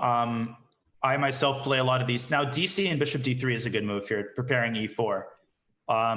Teddy can't lose hope here. He's staying in these games. He's having good positions. It's so incredibly debilitating. And credit to Levy. He is making lemonade out of lemons. I mean, he's getting so many of these dubious positions and handling them very, very precisely to make chances. The way he handled that endgame, particularly impressive, finding that D4 idea. Yes, and Teddy could have made a draw, right? He was repeating moves, and then instead he was like, I see my opponent's time trouble. I'm playing for more. And that's actually advice I was just giving in the previous game where you have to play for it. And now look at Teddy's pawns all across the fifth rank here. That's an unpleasant little shot. Knight comes to B5, bishop A6, very alert, but now bishop E2 maybe. And then knight A7. Oh, does that work? C4? Can I take en passant? And he wants rook B1 or something. Knight A7. Just go to knight A7, get rid of this knight. Then maybe C4 again, though. Gosh, that's so frustrating. So C4 for black, I don't really want to play that move. Part 2. Bishop takes B5, though. I don't see anything wrong with that because rook B1, there's bishop takes A4. Worst comes to worst. Wait, bishop takes F1 there. 2 rooks for the queen. It should have taken on F1. That was interesting. Now knight B6. Knight B6 is nice. Very alert. Hey. I would go rook B6 there and CP, but okay. Knight D2. Knight D2. There's the fork on D2. Indeed. But he's just going to go knight E7 next, trade queens, and try to win that position. Yeah, I'm sure Levy has identified knight D2. He's trying to find, does he deal with it? Does he play F5 and bank on some crazy activity? That can't be sound. Does he play E4 to try to undermine the defense of the pawn? He chooses the level-headed rook 2 under. Now knight B4, very strong move. The queen straight, of course, in black's favor. That pawn on E3 adds insult to injury. This is looking good for Teddy. Just take on E3. Knight A3. Knight A3. Or taking E3. on E3. And Teddy's going to play knight A3. I think. He's got to make a decision, though. He's got to be decisive. This is what's haunting him, these long things. Yeah, now he's down 10 seconds, and he's the one who struggled time for queen C4. Just try to trade queens there. He plays it. Watch out for queen B6. The knight E3 is hanging. So queen B7 played. Wait, can I trap the queen in? B8. He's thinking about it, but he's getting himself too low on time. Queen A7. And queen A7. He's attacks E3. Yep. And queen C. Wow, that very is a strong move. And trading the queens by force because queen D7. Oh man, yes, rook C. Yeah. Knight F5. Just go knight F5. Retreat that knight. Attack the bishop on G3. You have to play quickly. Queen C6. Repeat it once and go knight F5. Yeah, you cannot make a draw here. He keeps trying to find a way to trap the queen, I think. F5, very good practical chance. Now queen D4, he's still in the game. Oh, F6. no. His knight's queen hanging H4. Oh, he found the knight's hanging. He could have won a knight there with queen H6 and then takes B8. What is Levy trying to do here? A2, push the pawn, knight C2. What is Levy's concept? This is just over. Black is so much faster. Bishop G7, queen H6, but it's not in time. Indeed. And take on A1 immediately. And then go back to C2 and queen takes G1. Take next. No. Oh, now bishop H8 and back to G7. But is this a draw? Oh my goodness. Oh my gosh. What a find. And he had that one chance to go knight C2. He wasted time with rook B8. Oh my gosh. He was just completely winning. We're showing the analysis board. So one time in bullet, we have to show the analysis board because right before the end there was here, knight to C2 with bishop H8 trying to mate on G7. Instead of queen F8, queen G1, king G1, A1 equals new queen. And after king F2, there's mate on E1, but we don't have enough time to look at this. That was a missed opportunity. And instead we were back here with Levy, a 1-point lead. And kudos to Teddy for getting many chances in this bullet portion, but he's not converting. And that could be the tail of this match. If the score is upheld with a +1 or maybe even more for Levy, felt like there were so many chances that Teddy was missing and Levy was pouncing. He defended that position with just crazy amount of tenacity and somehow he survived it. Bishop H8, bishop G7, brilliant idea. Again, to find it under these nervous conditions is incredible. And that's a very unusual repetition of that bishop coming to H8. I've seen that before, but again, to find that in the snap of a finger, absolutely kudos to Levy. Teddy's got another pleasant position though. This one, I think, probably closer to equality. But again, a bishop position F5. that's within Teddy's comfort zone. Just bishop F5, knight E5 coming. I mean, you're going to have a good knight against a bad bishop. Bishop F5 definitely right white's better. Yeah, bishop F5. Just play that move. Very typical. No, you're going the wrong direction. way. And he's just saying you can go your own way. It's a B5, queen D3. Bishop F5 again. Bishop F5 now is even more powerful because the knight can't move. He's just playing a little too slowly. And now F5, that's a risky move. It is. We've seen Levy do that before. Now those dark squares, knight E5, knight H4, G3 is very, very alert, stopping the pawn. Oh gosh, you're opening at the board after playing F5. That feels like a wrong choice here. And Teddy quickly says, don't mind if I do. Now the position's up. Queen E5 is one move just to say, hey, if we trade queens, your pawns are just flimsy on E4 and D5 and F5. And watch out for D4. At some moment, if that bishop can open up, there can be a counter shot, but the bishop A2 says, hey, your D pawn is pinned. So queen B4 is one idea, just trading the queens off and going after the D5 pawn. I like queen D4, but queen takes A3 was a move there. Queen takes A7, just take that pawn. But now queen A3, he's got to go queen A3, try to raise some complications here. And Teddy's got to play fast. Be still my beating heart. This is rook C7. Rook C7. Rook C7 wins a piece. And threatens checkmate. Well, it doesn't, but A2 is hanging. A2 is hanging. G8. You're absolutely right. And F2 is hanging after that. So the problem is you would love to, after taking on A2, now take on B7. You got to be creative. A2. Bishop B1, I like that too. Attacking F5. Bishop C8, Rook C8. Take on C8 and play bishop F5. Or take on A7, I think, also keeping the pressure. Rook A7 looks good too. And he takes on A7. Levy, C1, Rook C7. Tremendous time trouble. Rook and C1. Look at those. Queen G7 mate. Oh, it's being won. He found sees it. He sees it. That is a tied matchup. And Levy, once again, on just the cusp of losing on time. And Teddy takes advantage in that game. So we have a tied match once more. I really don't think my heart can take it. Danya, this is tough. Still my beating heart. I mean, this is fascinating once again and again, Robert. We're seeing these crazy matches. I can feel my heart just pumping. It is pumping. What's going on here? That pawn's getting to C3. Line. But I think this is actually a line where you go knight A4 and then you try to undermine it with A3 and knight E5. This is actually a legitimate line of, but I'm not sure about bishop G5. I think this is a bad decision by both players for a bullet game. And that sounds like a ridiculous thing to say, but every single move, you have to think, wait, am I about to lose? Is this happening? Like, what's going on here? And knight to E5. So play H6. If bishop F6, GF6. Either way, you're taking... Yeah, I hope nobody's mom made them spaghetti because this is going to be a very wild finish. Now, we get this weird structure with that pawn on F6. Bishop Still, A6. I feel like Levy's got these practical chances connected with his control over the queenside squares. E3, developing the queen potentially to G4. I like Teddy's idea. Maybe he's going to castle long. And C5. Watch out. If castle long, A5. But F7 hangs and A5. It's hard to actually get done. Ooh, F5. I actually didn't like... Oh, Teddy could go bishop A6 to B5 at some point. Instead, he just immediately plays for C5. And, well, the bishop's getting traded should help black in the sense that white's king might be a little more vulnerable. And, well, where's the downside? D6 is defended here. So there's no knight to D6 check idea. Okay, but this is so... This is dicey because knight c5, bishop c5, then AB tears open that A file. Still, black hangs on. AB, I don't quite see. How about knight takes B3? And he does it? Wow, what a risky what is choice. going on here? My eyes are, this is crazy. And he's going to go B1? And then AB. Who is better here? I feel like black's... What? Bishop takes C5? Oh, no, don't take with bishop because it's knight D6. Oh, knight D6. Watch out for knight D6. Queen. Rook D8. No, rook B1. That pins the knight too. Queen E7? Huh. Just go queen E7, I think. And there it is. Protecting the pawn F7, making your queen close to your king. Makes your king feel safer. King F8 is okay, but then queen H6 check, king G8, you're smushing in your own rook B1 from the other side. The problem is rook B1, there's knight takes C5, and the knight loses its support. What does Levy do here? And rook B1, there's just A4. So here, A4 and then C2. Okay, and rook C3, there's queen D6, simultaneously defending the knight on C5. Oh, I can't even draw my arrows. The knight on D6 is hanging here. So rook C3. C2. And there's no draw because if I take on D6, my king will escape to E7. He goes knight to C4 back. Now knight E4. Knight E4, stabilizing everything. The red is knight to D2. Knight D2.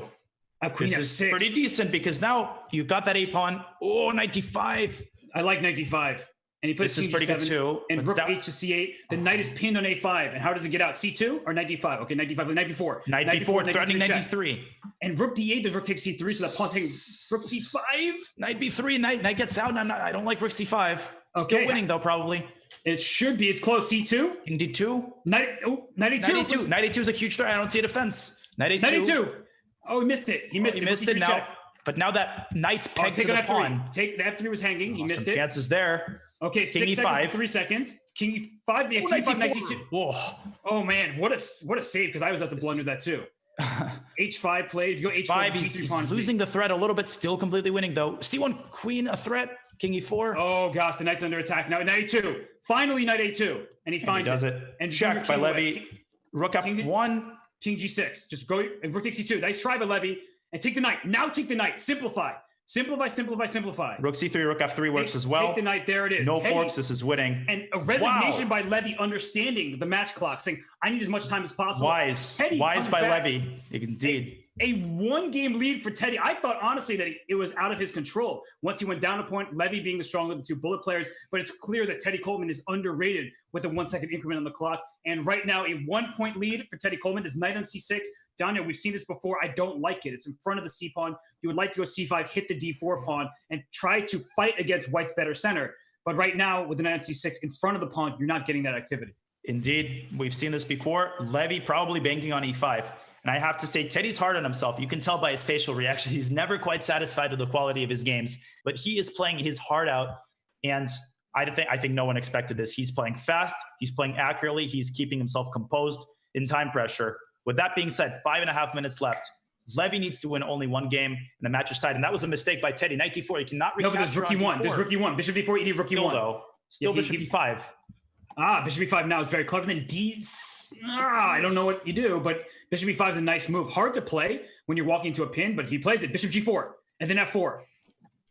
And he plays Bishop H5, same idea. Play F6. He's trying to, what a move. Wow, what a find there. D3, I just probably move my rook to B1 and I'm scoop up. Yeah, but D3, rook B1, I can already move my queen to E7 because then after F4, I'll have queen C5 check. But I do win back the D pawn, so that's the good news for White. So, Bishop H5, a clever response. Do you give up your rooks? I don't think so. Queen D3, Bishop A1. And yeah, that's bad because Black has that control over the dark squares that's super important. So wait, why not rook C1? Wait. Bishop D4. That looks bad for White. Now Black is home free. Queen B5, excellent move by Levy here.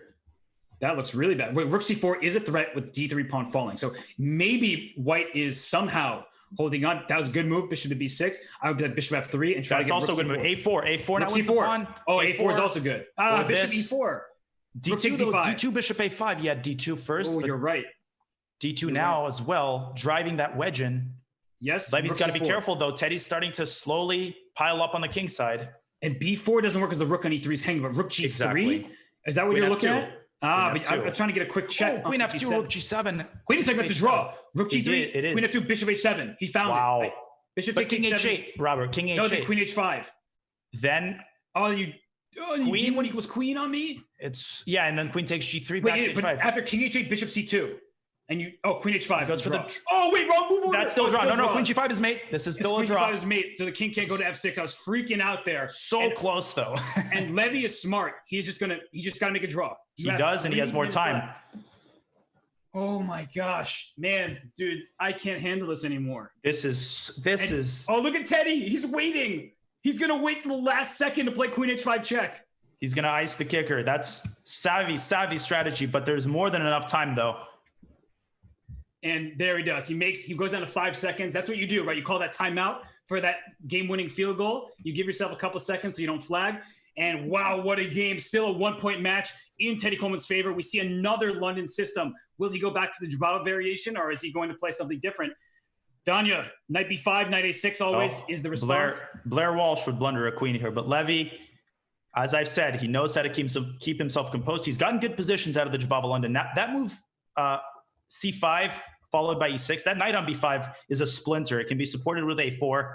I've seen this line in the Women's World Championship between Goryachkina and Yun. This is very, very complicated position, but White should be slightly better here. He's got more space. It's easier to play White here. Teddy's spending a lot of time in the opening. Yeah, you have to go. At a certain point, you have to trust yourself. And he plays knight H5, which I think ultimately is a good choice because he's mixing it up. If you leave the status quo, White has more space. As you point out, the knight on B5 is so strong. Take on G3, not yet, because then Bishop then the H3 comes file. H7 pawn. So I would just castle here. Or G6, supporting the pawn. Mm-hmm. So that kind of thematic move. You don't have to take just yet, but Bishop H4 might be a threat to just avoid it and try to play G4. himself. So he does now take it. He castles. Bishop d3 can always be met by c4. And once that queen side closes, I go knight c7, and then you have no attack on my king. So White can also commonly play c3 followed by queen c2. That's what Levy decides to do. Keep the tension. Now he can play bishop d3 because c4, he's opened up that diagonal. He can play bishop c2 and even potentially queen b1. I'm looking at f5 for black because f5, bishop f6, you know, I give the e5 sword temporarily, and then I just what about knight c7, knight g5, rook h7? c4. Rook h7, knight g5, and rook h7. There's all these tricks, but they king don't work. g7, right? I take your rook and then just move my king out the way. Exactly, I know what you're trying to do. Exactly. You don't have to take everything. I don't. I'm not that greedy. I would love to take your free pieces, but not all of them are free when it lands me and checkmate. But right now, Teddy, 17 seconds and counting down. Knight h4, f5. You got to play f5. Shore up your king. He does that. And how is Levy's attack going to continue? You need to play a g4 type of move, but your king is still in the center. He's got to retool. G4, very risky, but oh man, whose king is safer? I think both kings are very uncomfortable here. Queen f6 could be a nice stabilizing move. Do I take on e3? Whoa. Look at this. Taking it on f2 next. And then the king's going to hide behind the pawn. So like queen f6. Oh, but then gh. Actually, I don't like the decision by Teddy. He should have just kept things closed. Instead, he goes for this. And he can't do the same thing. G7 maybe? Good move. King g7. Because queen g4, there's queen g5. Ooh, rook f4, queen g5 to come next, but knight g6. Now rook h6 streams in. This is crisis time for Teddy. That's a good move, though, stopping rook h6. Now rook h5. He's pre-moving, bishop takes f4. So, and there he does. He gets the pre-move and he gets some time. E5. After e5. Oh, stabilize the bishop. Bishop g4 is a threat. And then king g7, rook f8. He's got to make a move, queen h5, bishop look at g4. That. Good move by Teddy. Take it. And then king g7, rook f. Oh, don't blend your bishop on g4. Ooh. Now, all of a sudden, what's the count? We very have double-edged. Exchange up for white for one pawn. We've seen Teddy work his way out of this kind of position. Look at the knight, though. Knight e4 coming. Knight a4 a threat as well. Knight a4 is free pawn. Wins another pawn. Rook b1 Oh, b2 and c3. E4, bishop f6, b5. d4. D4. Push that thing.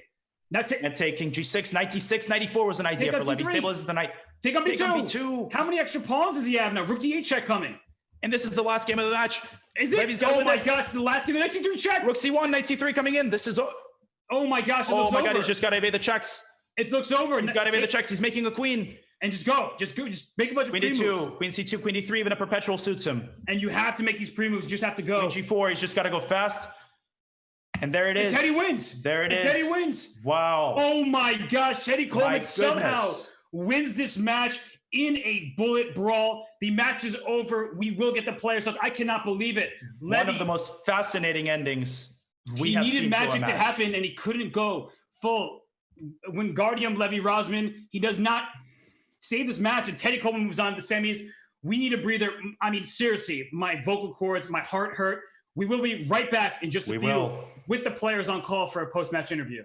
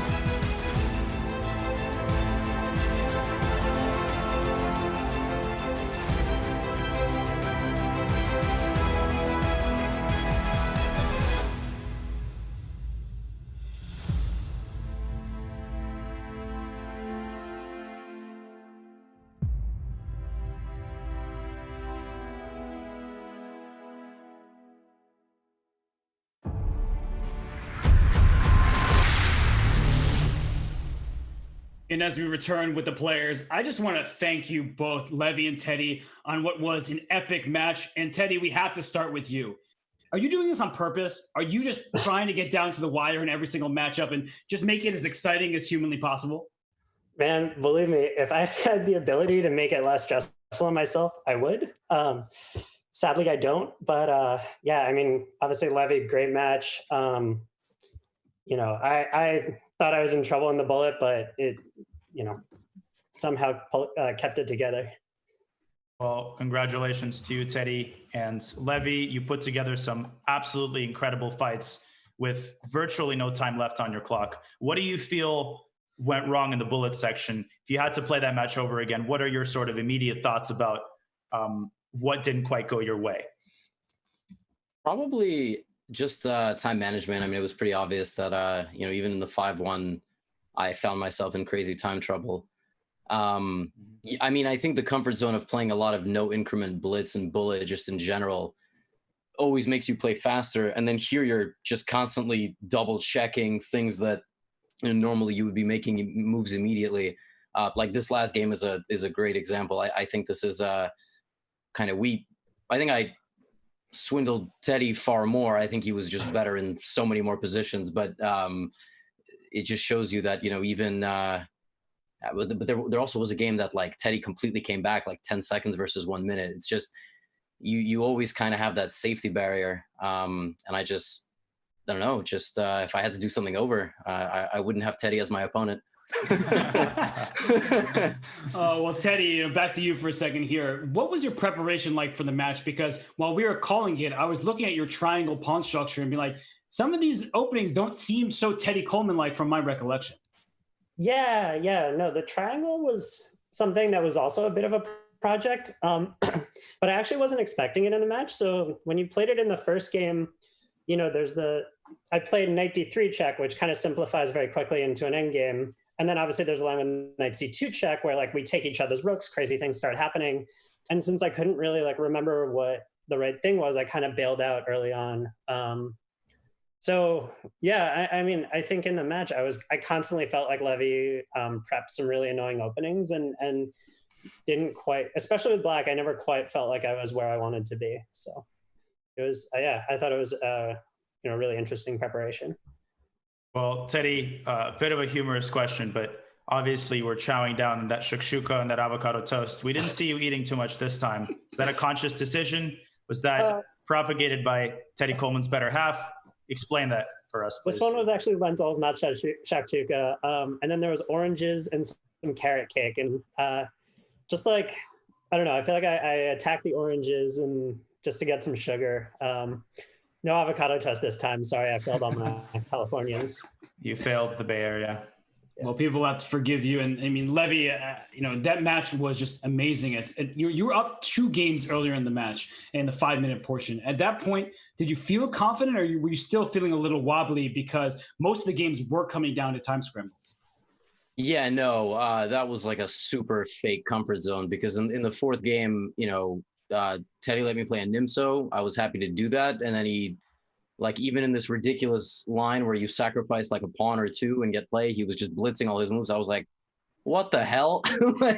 it felt like, I don't know. I mean, maybe, I don't know to what degree he wants to, spoil just how many openings he knows, but it just felt nuts. Like I couldn't play into anything where by move, 10, 15, I was just blitzing out moves. It just kept like, felt like he was just making me work every single game. So then the strategy became, all right, let's get out of 5-1, up a game or equal, turn it over to 3-1. The 3-1 felt like very back and forth, except toward the end, he took a lead and then I clutched it out that last win. I mean, probably if I lose that game, I'd lose the match.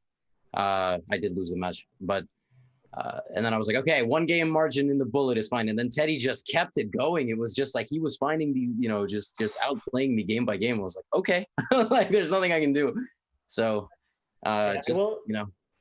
Oh yeah, I will say also at the end of the 3-1, I did hang mate again. Although this time it wasn't mate in 1, it was mate in like maybe 3 or 4. It's an unfortunate trend I need to stop doing, but yeah. Yeah, well, Teddy, sorry, let me go. I was just gonna say, like, throughout the match, you're looking to identify your opponent's weaknesses. Like, okay, openings, it's not the openings. It's also not really the time. I mean, the time scrambles a little bit, but then he was getting me in some time scrambles. It's like, all right, his only weakness is that if I play long enough, maybe he hangs mate. Maybe. Small chance. You figured out his kryptonite. And Teddy, I just want to ask you a question. So for those people, many thousands of viewers who've been watching, they may not be so familiar with you. You want to tell people a little bit about your day job because playing chess isn't your full-time profession. Yeah. So right now I'm sort of a software engineer at a startup. So very, very San Francisco. But yeah, I mean, obviously I played very seriously growing up. And then my first year out of college, I played chess. And that year was 2011 to 2012, which I played with Mark Arnold. And that's when I got my IM title. And since then, I've been much more of a chess hobbyist, I guess. And it kind of comes and goes in waves where sometimes I'll find that I have a lot of time to work on chess or not. But I mean, it definitely is something that I wish I had more time for and, could play in more tournaments. Well, I've got to be San Francisco and be a jerk for 1 second too, Teddy. Why is it that your bullet rating is, I mean, you played on a 2600 level. Do you feel like that increment significantly changes the way that you play? Because we might need to move you out of the Bay Area if you don't cross 2500 soon. No, for sure. I think the increment is like so different. So like after I played the match against Danny, I played some more bullet games, just trying to get used to like, playing that, but nobody on Chess.com wants to play 1-1. Everyone wants to play 1-0, and I'm just like flagging all the time because I'm too slow. So the increment just saves me so much, and I was living on it in a lot of games. You were indeed, and somehow you were living on the edge and still move on. Levy, I know it's not the results you wanted, but we need to thank you profusely for an entertaining match. All of your fans were, shouting for you as much as they can on their keyboards, and they love themselves in Gotham chess. So continue to watch Levy here on Twitch, and he's, great chess ahead for him. And Teddy, congratulations. You surprised everybody by winning some games on time, but you do move on to the semifinals. So congratulations to you two both, and thank you so much. Thank you, guys. Thank you. And as we see here, we have one half of the bracket filled out. We have the semifinal matchup ahead between Alina Kashinskaya, the winner earlier today, over Eric Rosen. She will take on Teddy Coleman, who just won another thriller, not in Manila, but still. Teddy Coleman just happens to, he keeps us on the edge of our seats. He has won 2 of our closest matchups, and now he beats Levy Rosen to move into the semi. So, Danya, I mean, what a day we've had here. Teddy what can we say about Teddy Coleman and his ability to come through in moments where it seems like the match is slipping away from him? Well, he has blessed us with some absolutely incredible action. That match against Danny, I'm just still thinking about the way that he composed himself for that tiebreak and scored those 2 knockout wins at the start. And here as well, adjusting his speed, showing himself capable of matching the very, very best at bullet. He's going to be preparing hard for that match against Alina, who is an absolute beast in her own right, as she showed this morning against Eric. That is going to be a scintillating match. And I just want to personally thank both Teddy and Levy. Levy, just an amazing sport, obviously painful loss, but he came out, explained as much as he could. That's certainly not easy to do. So we thank both of these players who are not only amazing at chess, but just class acts and make commentary very, very fun.